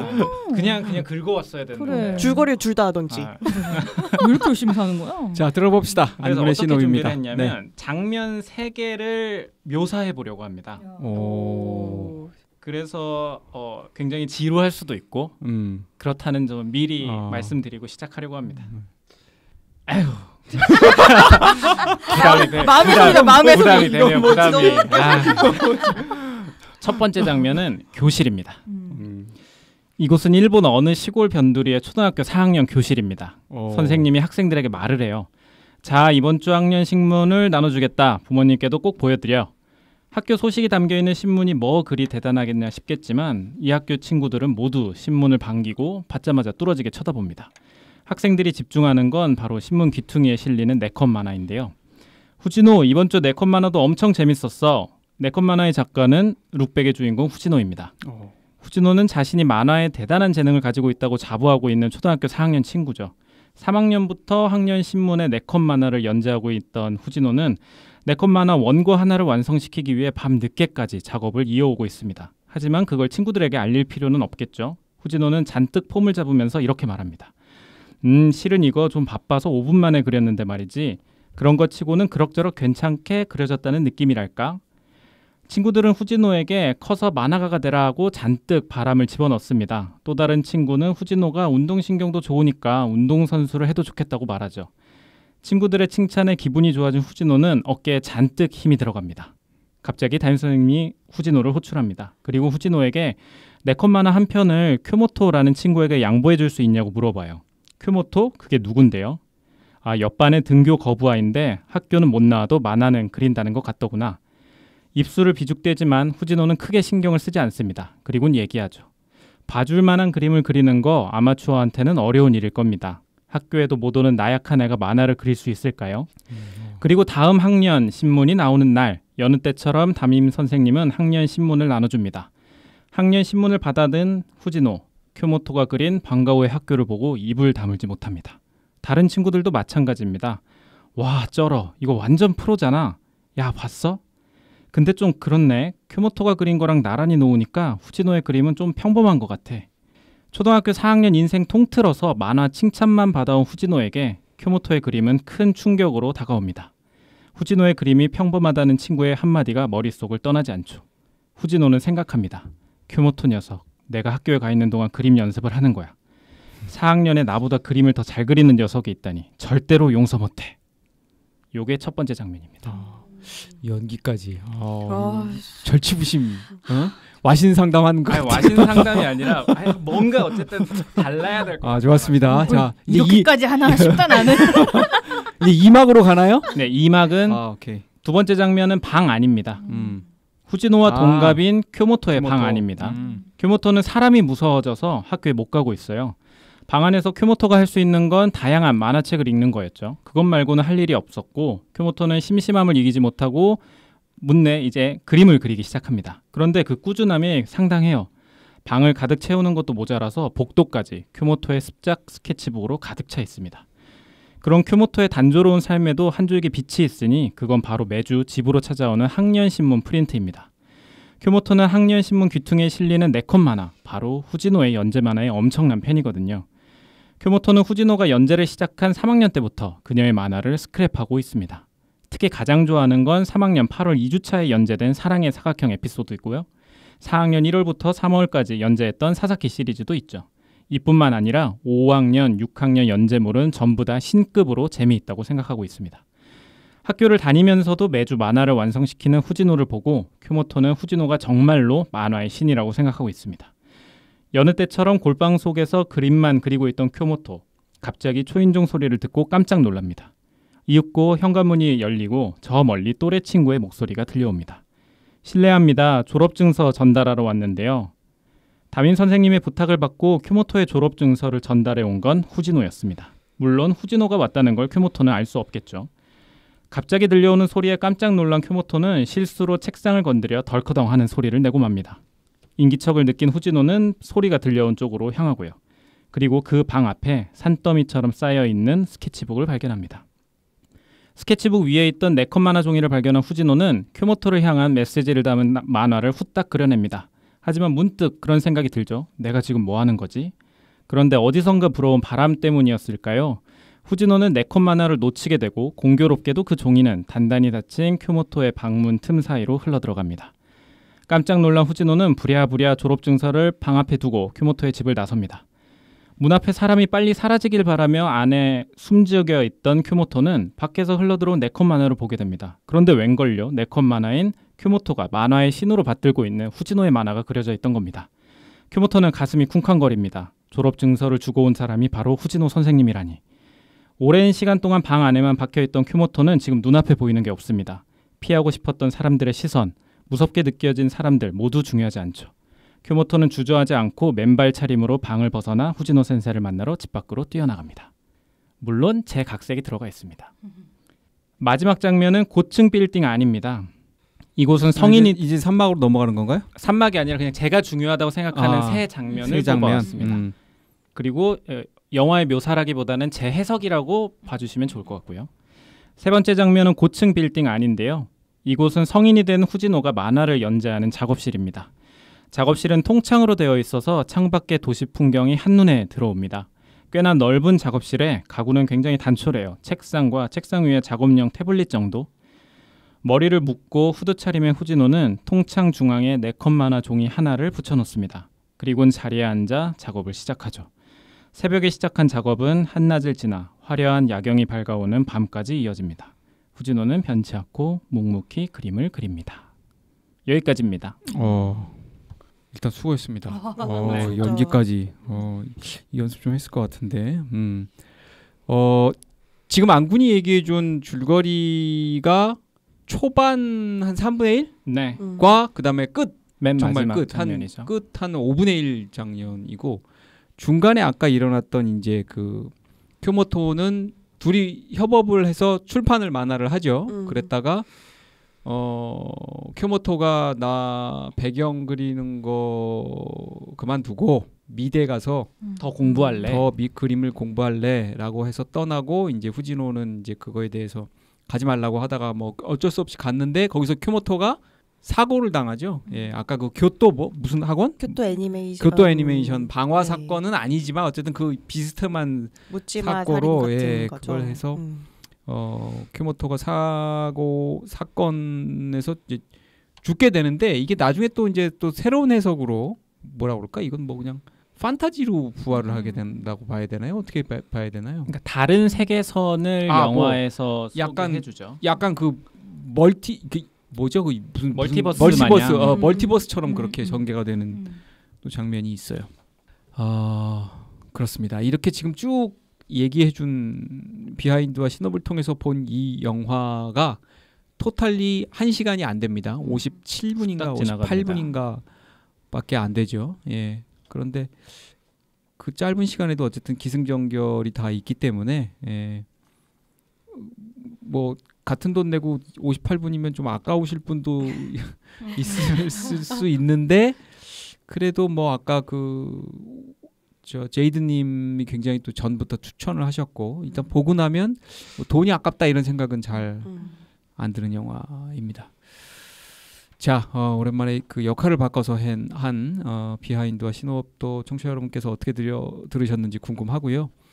이대로 고정할지 다시 백도로 할지는 여러분들께서 댓글로 남겨주시기 바랍니다. 댓글로 결정되는 거 맞나요? 그러니까요. 독재자가 결정하는 거 아니에요? 어떻게 평가되는 것인지. 노시스 지금 웃고 있지? 갑자기. 저는 형편없게 함으로써 다시는 저를 가지고 실험을 할 수 없게끔.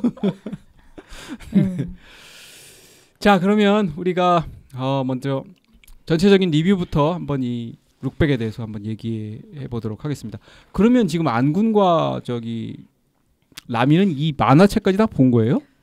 저는 그 만화책을 전체 구매해서 보진 못했고요. 부분은 봤습니다. 찾아서. 네. 그 부분이 어디 올라와 있어요? 그러니까 일부 뭐 캡처본이나 아니면 장면들이 있더라고요. 이 영화의 굿즈가 그 후지노가 그린 4컷짜리 만화 있잖아요. 네. 그게 이 영화의 굿즈예요. 그 4컷에다가 책갈피 이렇게 리본을 끼워가지고. 근데 이게 빈 칸 맞나요? 비어 있는 칸? 제가 본 굿즈 하나는 비어 있는 거를 주는. 아니 그 만화 그대로 그려져 있어. 나와라 나오지 마라. 그거 그대로. 마지막에 붙인 게 사실 비어 있는 거라 맞아요. 그게 의미가 있을 수도 있겠네요. 굿즈로서. 자. 노시스는 지금 우리 중에서 가장 최근에 지금 보고 그냥 바로 왔잖아요. 네, 보고 네, 어떻게 봤습니까? 그냥 뭐 이거 어디서 봤어요? 뭐 메가박스 목동? 메가박스밖에 없잖아요. 맞아요. 메가박스에서만 해. 맞아. 개봉이어가지고. 그러니까 뭐 무슨 말을 해야 될까요? 일단 만화 좋아해요? 애니메이션? 안 좋아해요. 안 좋아해? 또 안 좋아하는 건 또 뭐야? 딱히 뭐 관심이 없다 정도지 막 적극적으로 싫어하는다 이런 건 아니죠? 지금 말씀하신 만화가 그러니까 인쇄물 만화, 그러니까 그런 애니메이션 둘 다. 저는 살면서 본 만화가 삼국지 60권짜리랑 열혈강호밖에 없는 것 같은데요. 열혈강호. 네. 딱히 만화 그 만화라는 장르가 주는 이렇게 아련함이나 지금 뭐 완전 저 말하기 조심스럽게 오기 전에 블로그랑 이런 걸 보고 왔는데. 엄청 매니악하게 이 작가랑 특히 이 작품 좋아하시는 분들이 많더라고요. 그래서 그때 슬램덩크 다룰 때랑 좀 비슷해. 그러니까 나도 이 사람들이 뭐에 열광하는지는 아는데 제가 거기에 이렇게 막 반응할 정도로 이 작가라든지 이 세계관을 잘 알지 못해서. 근데 다만 그냥 그래서 또 이렇게 문외한으로서 말씀드리면 58분이 굉장히 짧은데 알차고 이렇게 전개가 휙휙 가는데 어떻게 이렇게 몰입을 할 수 있지 이런 생각은 좀 들었어요. 그리고 그 초등학교 4학년짜리 주인공의 감정선이라는 게 생각하면 되게 유치하거나 좀 이렇게 그렇잖아요. 우리가 길 가다 초등학교 4학년 보면 얼마나 어려요. 근데 그 주인공인 후지노의 감정선이라는 게 다 설득력이 있고 이를테면 자기가 처음에 그 네컷 만화를 이를테면 공인된 그 공간에 계속 그려내는 거잖아요. 네. 그 과정에서 인정 욕구가 굉장하잖아요. 그렇죠. 그리고 자존감도 거기에 연결돼 있고, 근데 거기에 생각지도 못한 그 히키코모리 얼굴도 이름도 모르는 친구가 거기 상처를 냈을 때 막 반응을 정말 거세게 하잖아요. 뭐 갑자기 내가 장인이 되겠다 이러면서 막 집에 골방에 들어가서 막 그리다가, 근데 그 이제 질투 감정이 폭발하다가 만화를 그만두고, 그런데 우연히 그 친구를 마주했을 때 그 친구가 실은 내 엄청난 팬이라는 걸 알았을 때 또 막 모든 게 스르르 풀리면서 그 친구와 함께 정말 둘도 없는 짝이 돼서 만화를 그려가고, 막 이 전개가 생각보다 엄청 빨리 진행돼요. 제가 시계 보니까 거의 20분, 25분 때 이 모든 스토리가 끝나 있었어요. 굉장히 빠른 전개인데도 감정 몰입이 굉장히 잘 되게 돼 있다. 그래서 끝나는 순간까지 하여튼 되게 짧다는 느낌보다도 강렬하다는 느낌을 받았던 것 같아요. 그래서 되게 재밌게 봤다. 조심스럽지만 막 어디 가서 꼭 봐. 막 이렇게는 못 하겠어요. 네, 저의 어떤 걸 건드리지는 못했던 것 같아요. 끝. 라미는 어떤 자신의 어떤 부분이 건드려지는 느낌을 받았나요? 이 영화를 보고 픽 말고 픽은 내 돈이 건드려지는 그런 느낌. 저는 건드려지는 부분을 먼저 말씀을 드리면, 저는 일본의 이런 애니메이션이든 영화든 이런 작가들이 그 재난과 사고에 관해서 그 대처하고 메시지를 담는 이게 사실 너무 좋아요. 그 스즈메 문단 속에서도 그 만화 자체가 좋았다기보다는 그 메시지가 전 더 좋았었거든요. 다녀오겠습니다. 근데 이 작가 역시도 뭐 재난일 수도 있고 참사일 수도 있고 단순한 무력감일 수도 있죠. 근데 그게 느껴질 때 괜찮아, 우리 다시 일어날 수 있어라고 그냥 이걸 막 괜찮아 이것도 아니에요. 그냥 되게 살짝 등을 도닥여주는 느낌인데 그 느낌이 여기서 영화에서 느껴지는 너무 따뜻한 거예요. 그래서 저는 그 메시지 때문에 이 영화가 제일이라고는 좀 그러고 영화가 마음에 들었던 것 같고, 그 메시지가 주는 의미가. 그리고 사실 저는 그 만화책이 더 끌렸어요. 영화보다는. 원래도 저는 만화책을 좋아하고 만화책을 애니화 했을 때 만족한 적이 거의 없어요.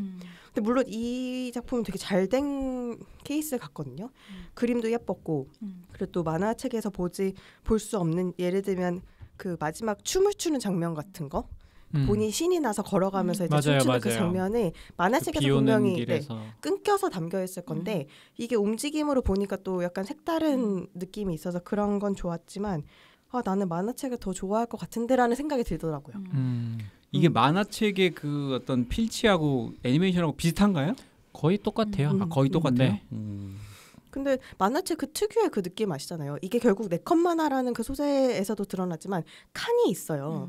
그래서 그 칸의 크기와 위치에 따라서 사실 그 작가가 말하고자 하는 바, 강조하고자 하는 그림이 달라지거든요. 근데 이걸 영화로 보여주면 사실 큰 화면에서 한 번에 보여주기 때문에 그 부분은 저는 느껴지진 않는다고 생각을 했고, 그래서 만화책이 훨씬 더 궁금해지는 영화였고, 하지만 어쨌든 이 영화의 그 작가의 메시지와 또 되게 그 섬세함이 담겨 있다는 데는 되게 좋았었던 것 같아요. 안구는 어떻게? 이게 보고 나서 든 느낌은 저는 만화도 이 영화가 있다는 건 알았어요? 이 만화가 있다는 건 알고 있었어요? 그때 저는 추천을 받았을 때, 네. 만화를 참 재밌게 봤는데 영화를 보면서 만화에서 제가 미처 인지하지 못했던 부분이 강조가 되어서 좋았어요. 그러니까 이를테면 아까 라미님이 이야기하셨던 그 쿄모토가 자신의 팬이라고 센세라고 불려주면서 기분 좋게 길을 걸어가는 장면이 그렇게 많은 컷이 아니었는데 영화에서는 굉장히 길게 그리고 점점 기분이 고조되는 장면을 굉장히 잘 묘사했잖아요. 그 부분도 있었고, 맨 마지막 장면도 사실 만화에서 맨 마지막 장면을 저는 크게 깊이 있게 못 봤어요. 근데 영화에서는 이렇게 풀어내면서 훨씬 더 감상의 깊이가 커졌다라는 느낌을 받았거든요.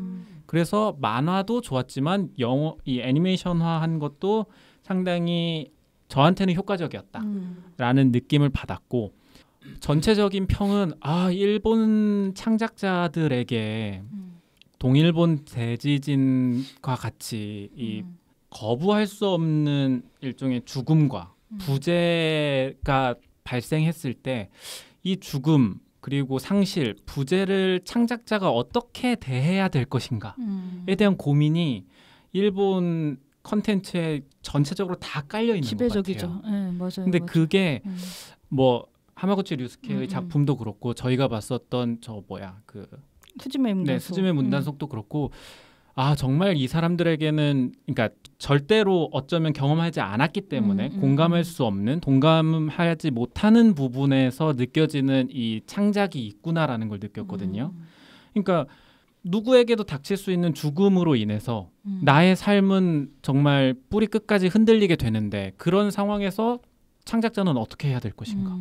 창작자가 아니더라도 내 일반적인 삶은 어떻게 살아가야 될 것인가에 대한 고민을 이번 콘텐츠에서는 만화가의 삶의 태도를 보여준 것 같아요. 결국에 어쨌든 나는 만화를 그리는 사람인데 만화를 그렸던 이유는 가장 나의 팬이었던 사람이 보고 좋아해줬던 것.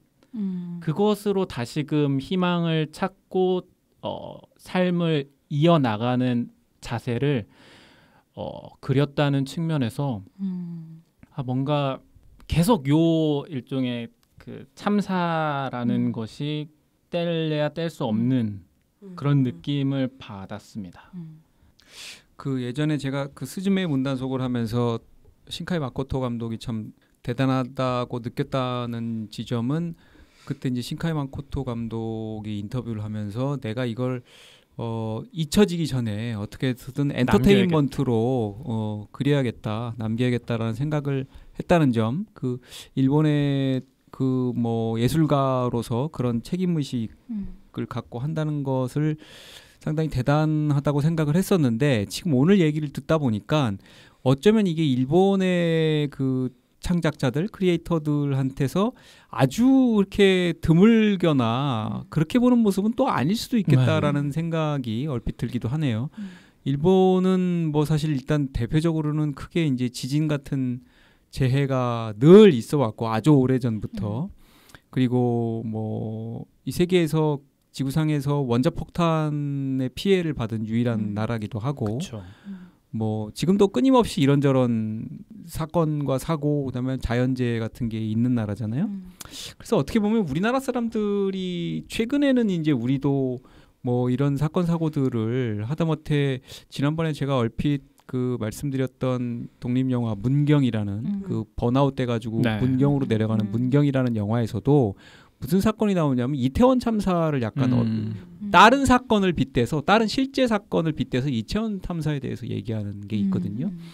그러니까 뭐 요즘 그런 사람들이 자기 이런 사회적인 참사에 대해서 어떤 식으로라도 좀 언급을 하고자 하는 추세들이 좀 있기는 있는 것 같다라는 생각이 또 오늘 이렇게 얘기를 들으면서 생각이 납니다.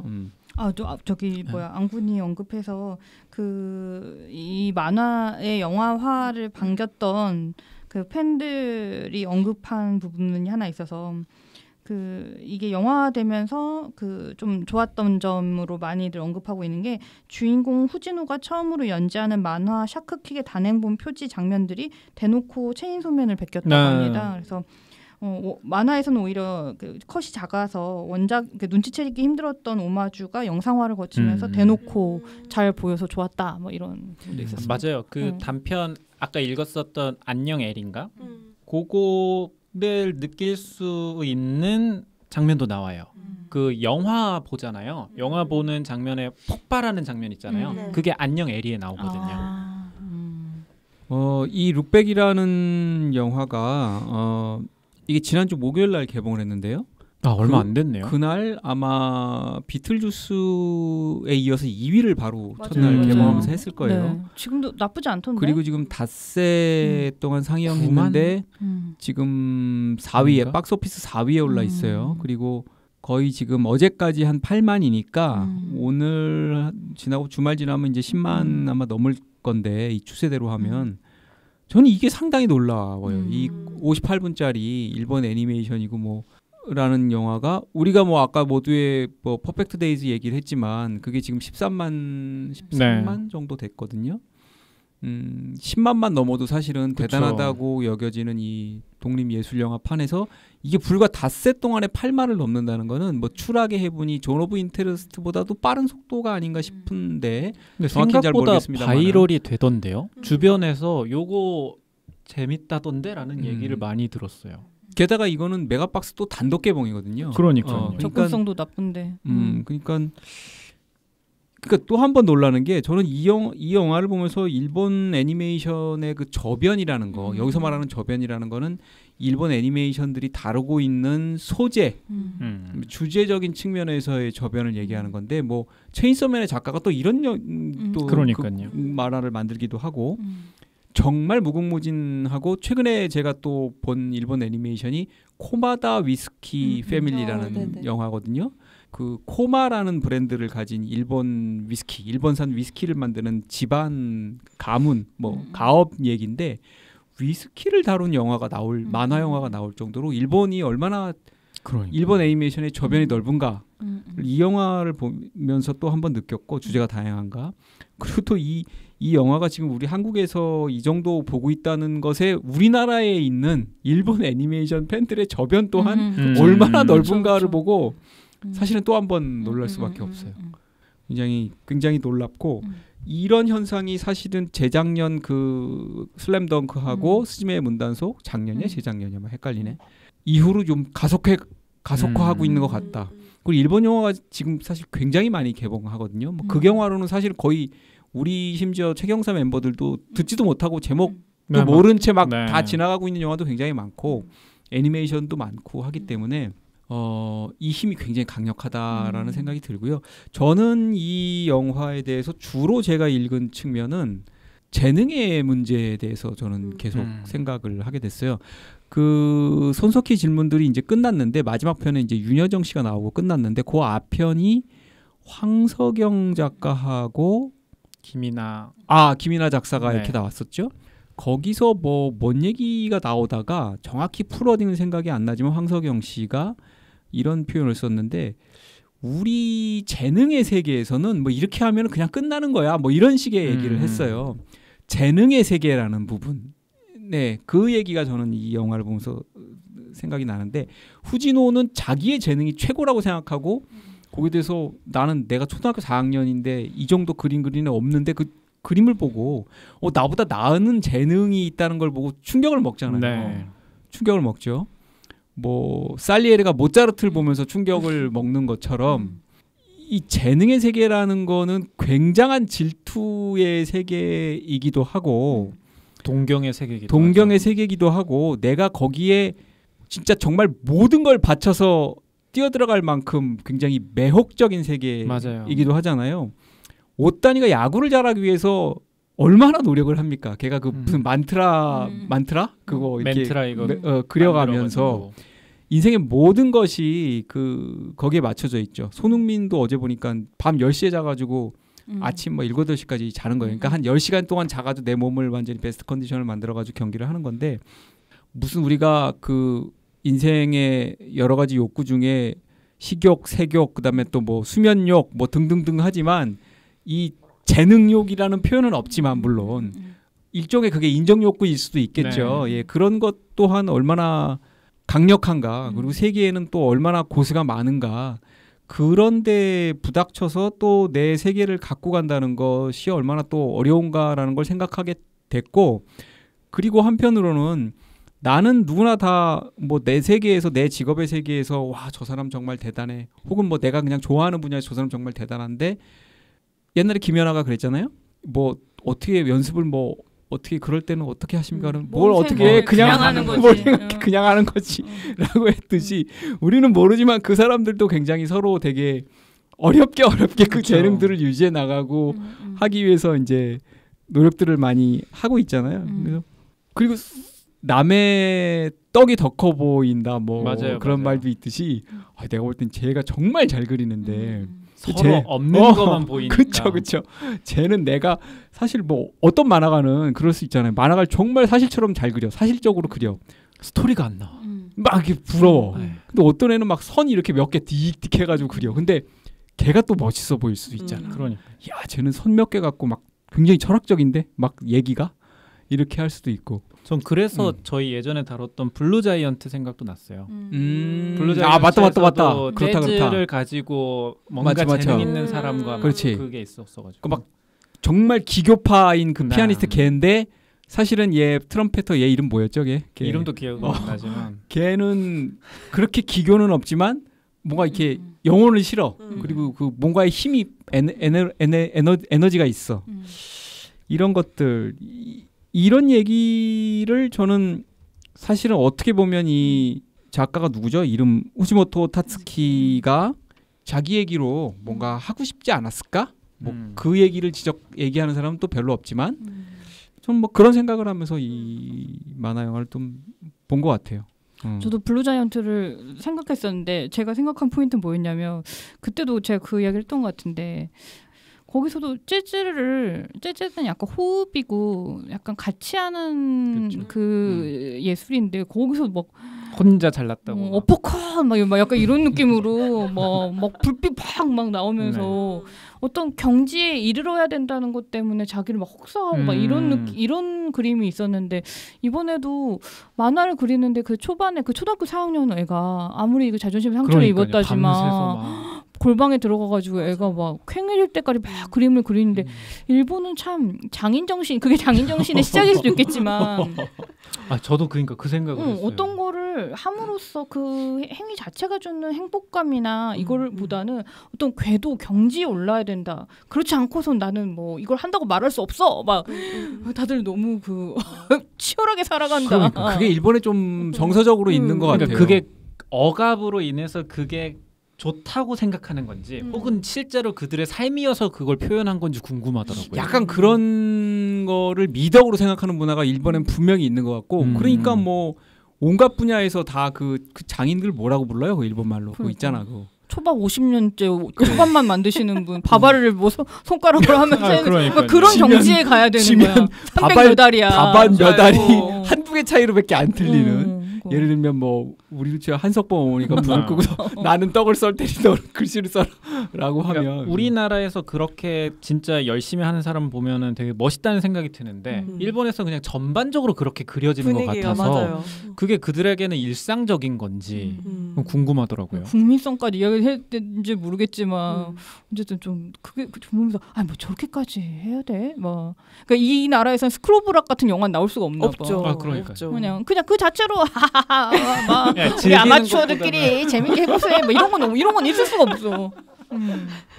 근데 저는 이 영화가 이제 뭐 보통 이제 영화가 홍보를 하면 처음에 뭐 보도자료 하나씩 두 개씩 까다가 나중에 이제 나오는 거 보면 홍보가 뭐 이런 포스터 있어요. 뭐 저런 포스터 이런 나오잖아요. 이 여기서 나오고 있는 포스터 중에 하나가 봄, 여름, 가을, 겨울 포스터가 있어요. 배경이 바뀌는데 얘가 앉아가지고 계속 등 보이고 이걸 그리고 있는 거야. 근데 저는 그 약간 멋있어 보이더라고요. 그러니까요. 되게 멋있어요. 근데 이렇게 또 어린애가 물론 난 이걸 무슨 뭐 아동학대식으로 생각하지는 않지만 저렇게 뭔가를 향해서 저 잘 그려보겠다고 저렇게 막 파고드는 게 멋있어 보이기도 해요. 예. 자발적인 열정이죠. 생각해보면 저희가 최근에 본 퍼펙트 데이즈 역시도 그 사람은 누가 알아주지 않더라도 맞아. 본인 일에 굉장히 모든 걸 쏟아붓잖아요. 그러니까 그런 사람들에 대한 일본인들의 시선이 일반적으로 다 긍정적인 게 훨씬 많은 것 같고 저희랑은 좀 다른 것 같아요. 그리고 저 퍼펙트 데이즈도 생각이 났던 게 뭐였냐면 여기서도 막 되게 사소한 일상을 그리는 장면들 있잖아요. 그걸 되게 따뜻하게 그려요. 되게 뭐 어마어마한 사건들 물론 뒤에 어마어마한 사건이 나오긴 하지만 그러니까 초반에 그 평야 논밭을 가로지르는 오솔길로 막 애가 뛰어갈 때라든지 아니면 가족끼리 뭐 모여서 TV를 보거나 이런 장면 되게 따뜻하고 일상적으로 그리는데 사실 퍼펙트 데이즈도 이렇게 소구하고 사람들이 좋아했던 지점도 그런 거였잖아요. 그래서 일본 만화나 영화를 보면 또 그런 맛이 있는 것 같아요. 그러다가 갑자기 사실은 그 학원에서 그 학교에서 일어났던 일은 저로서는 이게 뭐야 갑자기 이런 느낌이 좀 있거든요. 갑자기 막 걔가 또 말도 안 되잖아. 막 죽이는 것도 막 그쵸. 그 말도 안 되는 도끼야 뭐야? 도끼잖아 도끼를 막 찍어 죽이고 막 이게 제 사실 야 이건 또 뭐 이렇게 튄다고 뭐 사실 그런 생각이 드는 것도 사실이에요. 그러니까 이게 근데 또 되게 아이러니하게도 그런 드라마적으로 튀는 사건이 요즘에 발생하잖아요. 묻지마 살인이나 그런 것도 발생하고. 너무 픽션 아니다.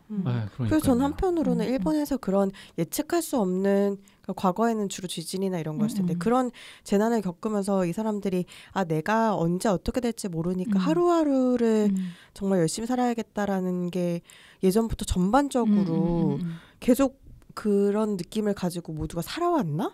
하는 생각이 들기도 하더라고요. 저는 일본 만화나 영화 보면은 가끔씩 깜짝 놀라는 게 저렇게 사소한데 실은 우리 일상에 있지만 우리가 너무 그 미처 인지하지 못하는 너무 사소한 장면들을 포착해서 묘사할 때 이거야 되게 세심하다, 관찰력이 뛰어나다 하는데 이번 만화에서도 그런 장면들이 있어서 좋았던 것 같아요.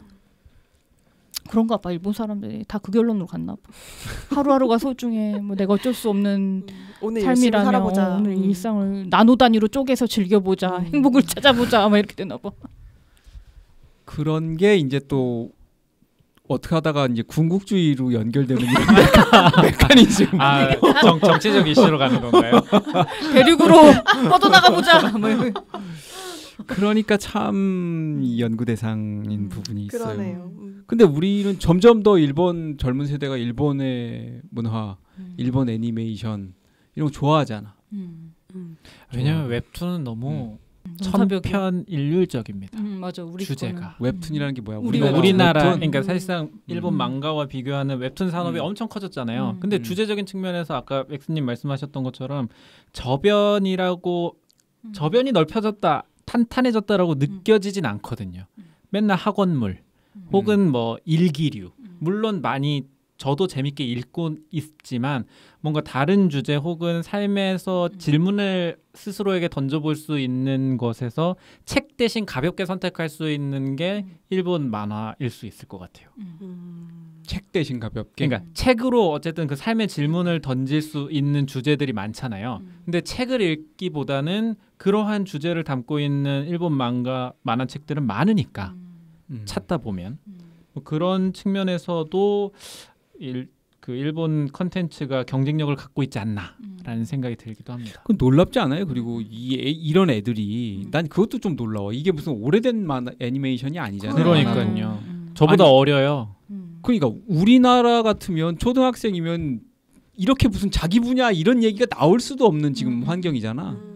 근데 얘들은 초등학생부터 벌써 뭐 만화를 가지고 이렇게 막 얘기가 나오고 뭐 걔들이 그리고 근데 또 얘들이 커가지고 그리는 만화는 좀 황당한 만화네 보니까 또 그거는 또 그게 또 잘 되니까 히어로물이나 그런 그러니까 능력물이 잘 되니까 이게 약간 종잡을 수가 없긴 해. 근데 이 만화는 만화 자체로 어떻게 보면 굉장히 뭐 서정적이고 정서적인 부분도 있고 뭐 우정에 관한 얘기, 재능에 관한 얘기 사실은 얘들 너무 어린 나이라서 뭐 재능에 관한 얘기를 하기도 조금 물론 나중에는 이제 뭐 대학 갈 나이가 되지만 초등학교 때는 어려운데 이미 주제는 거기서부터 이제 재능에 대한 얘기가 그쵸. 이미 들어가고 있기 때문에 이런 얘기 또 그 나름의 이 만화의 필치 다른 무슨 뭐 미야자키 하야오나 뭐 이런 필치하고는 확실히 다르다는 걸 이 영화를 보면서 느낄 수 있고 이런 영화가 있다라는 것 자체가 저한테는 굉장히 조금 의미가 다른 것 같아요.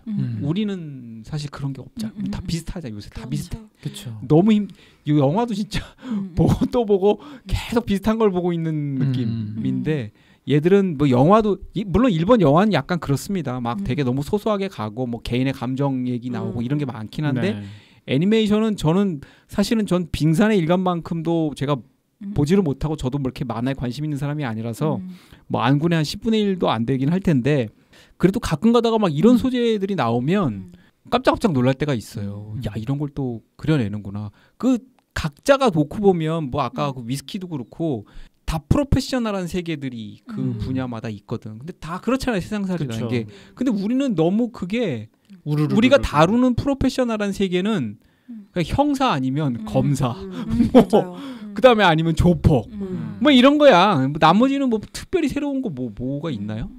그쵸. 별로 없는 것 같아요. 그런 점이 좀 아쉽고 그런 점에서 이런 만화 영화는 좀 이렇게 뭐 새로운 세계에 대해서 생각해 볼 수 있는 기회로서 괜찮다. 그리고 무엇보다 좋았던 건 애들이랑 같이 봐도 좋겠더라고요. 그 맞아요. 도끼 장면만 좀 빼면 그런 점에서 괜찮았던 것 같아요.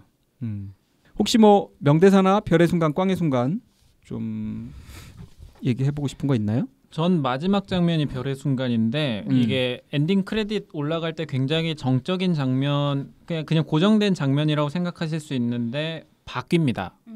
그래서 그렇죠.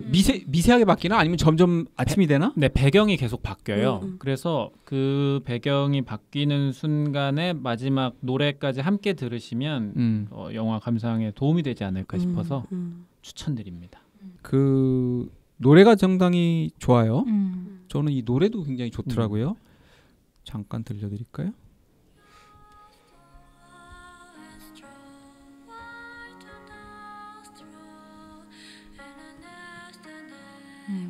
되게 서정적이에요. 뭔가 괴물 맞아요. 저도 그 생각 났어요. 아쿠아 느낌. 네, 그런 느낌이에요. 라이트송, 가벼운 노래라는 하루카 나카무라라는 아티스트의 곡인데요. 이런 느낌이 상당히 있는, 그러니까 괴물 엔딩곡 느낌도 있지만 이 전반적으로 여기서 이런 느낌도 사실은 좀 주는 그런 만화 영화였던 것 같아요. 자, 그러면 이게 많을지 모르겠는데 개봉한 지가 얼마 안 돼가지고 전문가 및 일반 관객 평점 및 리뷰 들어보겠습니다.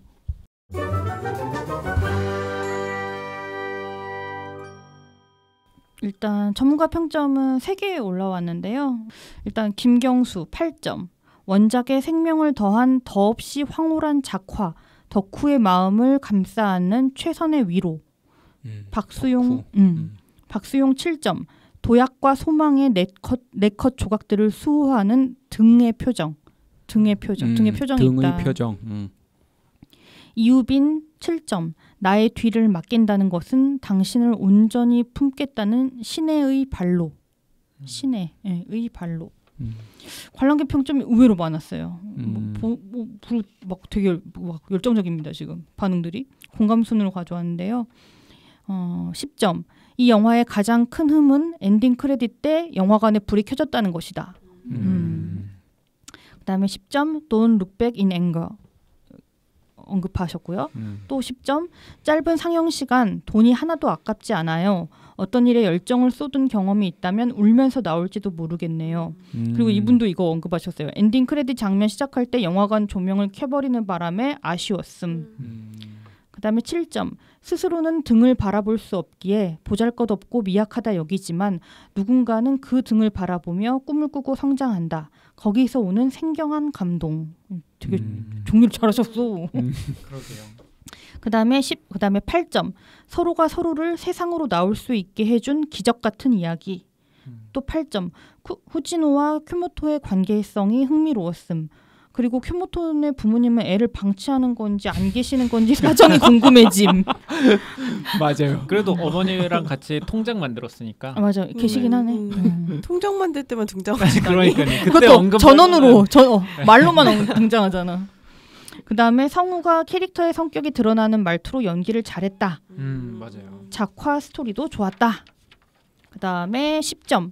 누군가의 등을 바라보며 따라가는 사람은 그 사람이 지쳤을 때 밀어줄 수 있는 사람 또한 될 수 있다고 생각해요. 모두가 어느샌가 어른이 되어 있고 책임져야 할 것들이 많아지면서 앞만 보고 열심히 살아가지만 가끔은 등 뒤를 돌아보시길. 멋지네요. 다들 완전 예술가들이야. 그다음에 9점. 대단히 사소한 장면들만으로 대단히 훌륭한 수작을 만들었다. 그다음에 10점. 체인소맨 작가가 이런 걸 만들 수 있구나. 또 10점. 큐모토는 후지노를 만나 함께 만화를 그렸던 시간을 절대 후회하지 않을 거야. 그다음에 10점. 스토리와 OST가 너무너무 좋았음. 또 10점. 나를 움직이게 하는 원동력은 언제나 너였기에. 또 10점. 소재가 실화를 바탕으로 된 것이 안타까웠다. 이거 뭔 말이야? 실화. 아마 그 큐엔이 방화 사건 얘기하는 것 같습니다. 그다음에 9점. 감히 더 나은 것을 상상할 수 없는 궁극의 영상화. 이 팬은 만족하셨나 봐요. 그다음에 10점.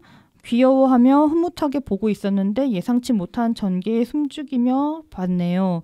머릿속에 맴도는 큐모토의 맞다네. 맞다네가 뭐야? 맞다네. 맞다는 거 아닐까요? 일본어를 몰라가지고. 나 이거 물어보고 싶어서 갖고 왔어. 맞다네? 여기 약간 일본어 아는 사람 없어요. 일본어 저는 이과라. 저는 아니, 이과라고 일본어를 모른다는 이런 지금 전국의 이과생 사과해. 그다음에 10점 되돌아본다 미래에서 뒤를 돌아야 할까 과거에서 뒤를 돌아야 할까 등등. 뭐 지금 다들 뭐 이것만 보면은 다들 지금 여운이 그러네요. 깊은 상태. 그래. 이거 맞다네가 이별할 때 쓰는 표현인 것 같아요. 네. 언제 나왔지? 그러게요. 저도 기억이 안 나네요. 댓글로 알려주십시오. 댓글로 좀 알려주십시오. 이 관람객 리뷰 들으니까 정말 제목 잘 졌다는 생각이 드네요. 그러니까 제목 기가 막히네. 아니 그리고 난 아까 라미님 설명 들으면서도 굉장히 이게 곱씹을 게 많았네.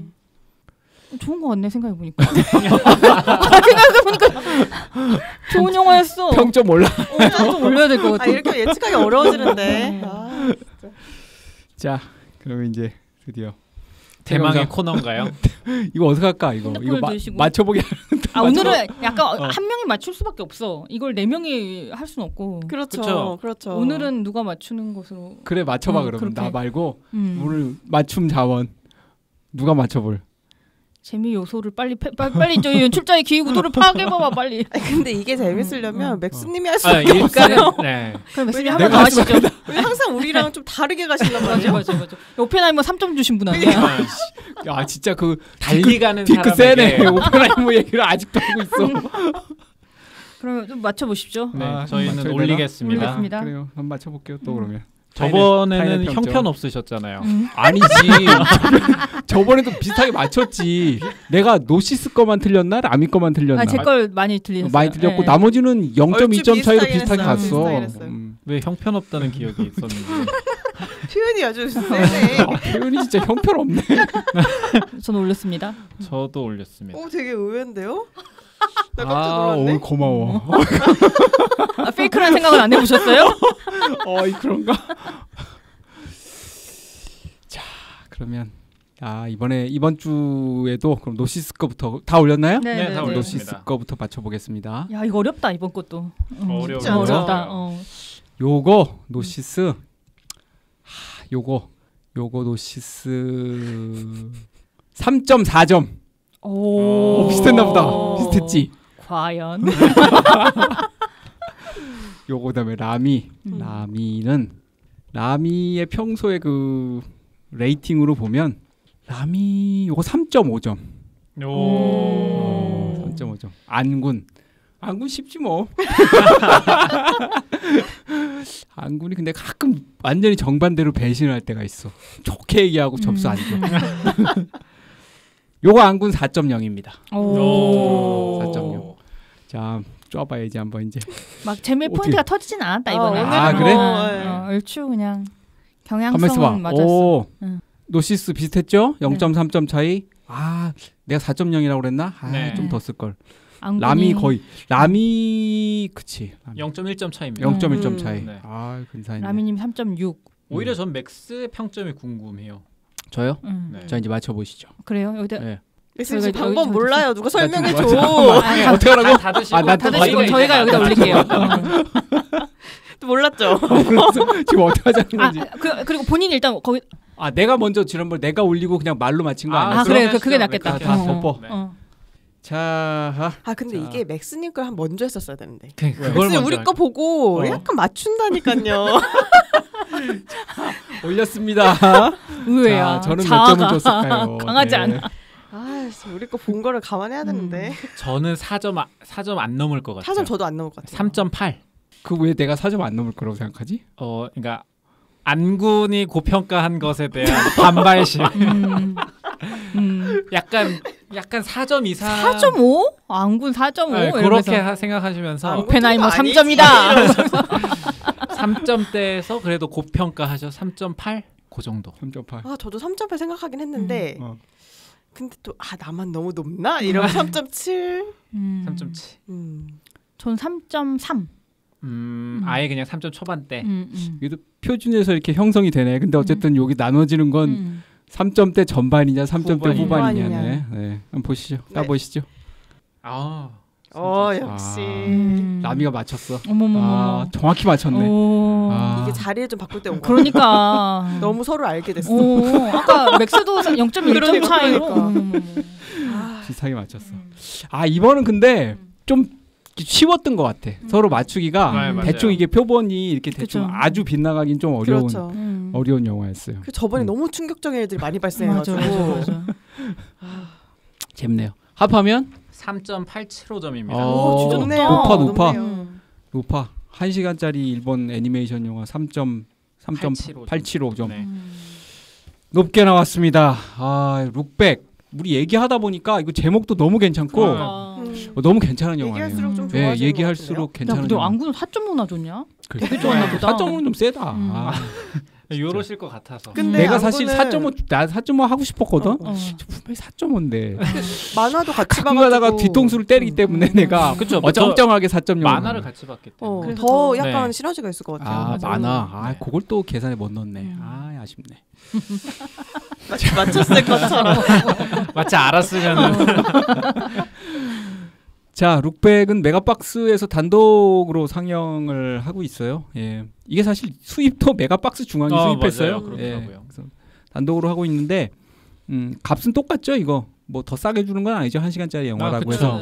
그래도 값은 뭐 엔간하게 뭐 2시간 동안 지겨운 영화 보는 것보다 가서 이것도 나쁘지 않습니다. 그리고 뭐 자제분들하고 같이 가서 보셔도 괜찮을 것 같아요. 재능의 세계를 재능의 세계를 한번 측면에서. 알려주시고 내가 아무리 날고 기른 것 같아도 내 위에 또 누가 있다. 그런 점을 또 알려주죠. 그래서 내가 허탈함에 빠지더라도 걔 역시 나를 존중하고 있다. 이런 점도 또 알게 해줍니다. 그리고 항상 등을 봐라. 등을 보여주면서 열심히 하는 사람들의 이야기입니다. 자, 여기까지 책영사 212회 했고요. 우리 이제 추석이 있습니다. 추석 때 뭐 너무나 모든 분들이 많이 기다리고 있고 예매율도 지금 뭐 60%가 넘었나 뭐 그런 것 같은데요. 베테랑 2가 금요일 날 개봉을 합니다. 그래서 추석 주간 금요일이요? 이번 주 금요일에 이번 주 금요일에 개봉을 해서 연휴를 노리겠죠. 예, 연휴를 노리고 그때는 뭐 스픽노 이블하고 뭐 몇몇 작품 빼고는 딱히 막 그렇게 경쟁작이 없고 또 경쟁작들이 다 피해갔고 대신에 또 10월에는 영화가 굉장히 많아요. 이런저런 영화 개봉을 상당히 많이 하니까 10월이 또 굉장히 영화 팬분들은 바빠지는 10월이 될 것 같습니다. 추석 모두들 잘 보내시고요. 아까 제가 말씀드린 것처럼 저도 늘 그 연휴가 있으면 뭐도 보고 뭐도 봐야지 계획 세워놓고 마지막 날 밤에 그 허탈한 마음을 감출 수가 없는데 적당한 계획 세우셔서 재밌는 영화 그리고 책들 즐기시기 바랍니다. 212회 책경사는 여기까지 하겠습니다. 지금까지 정주행해 주신 청취자 여러분 감사드립니다. 지금까지 출연해 라미 안군 노시스 진행하는 저 맥스였습니다. 추석 모두 잘 보내시고 다음 시간에 또 만나 뵙도록 하겠습니다. 안녕히 계십시오.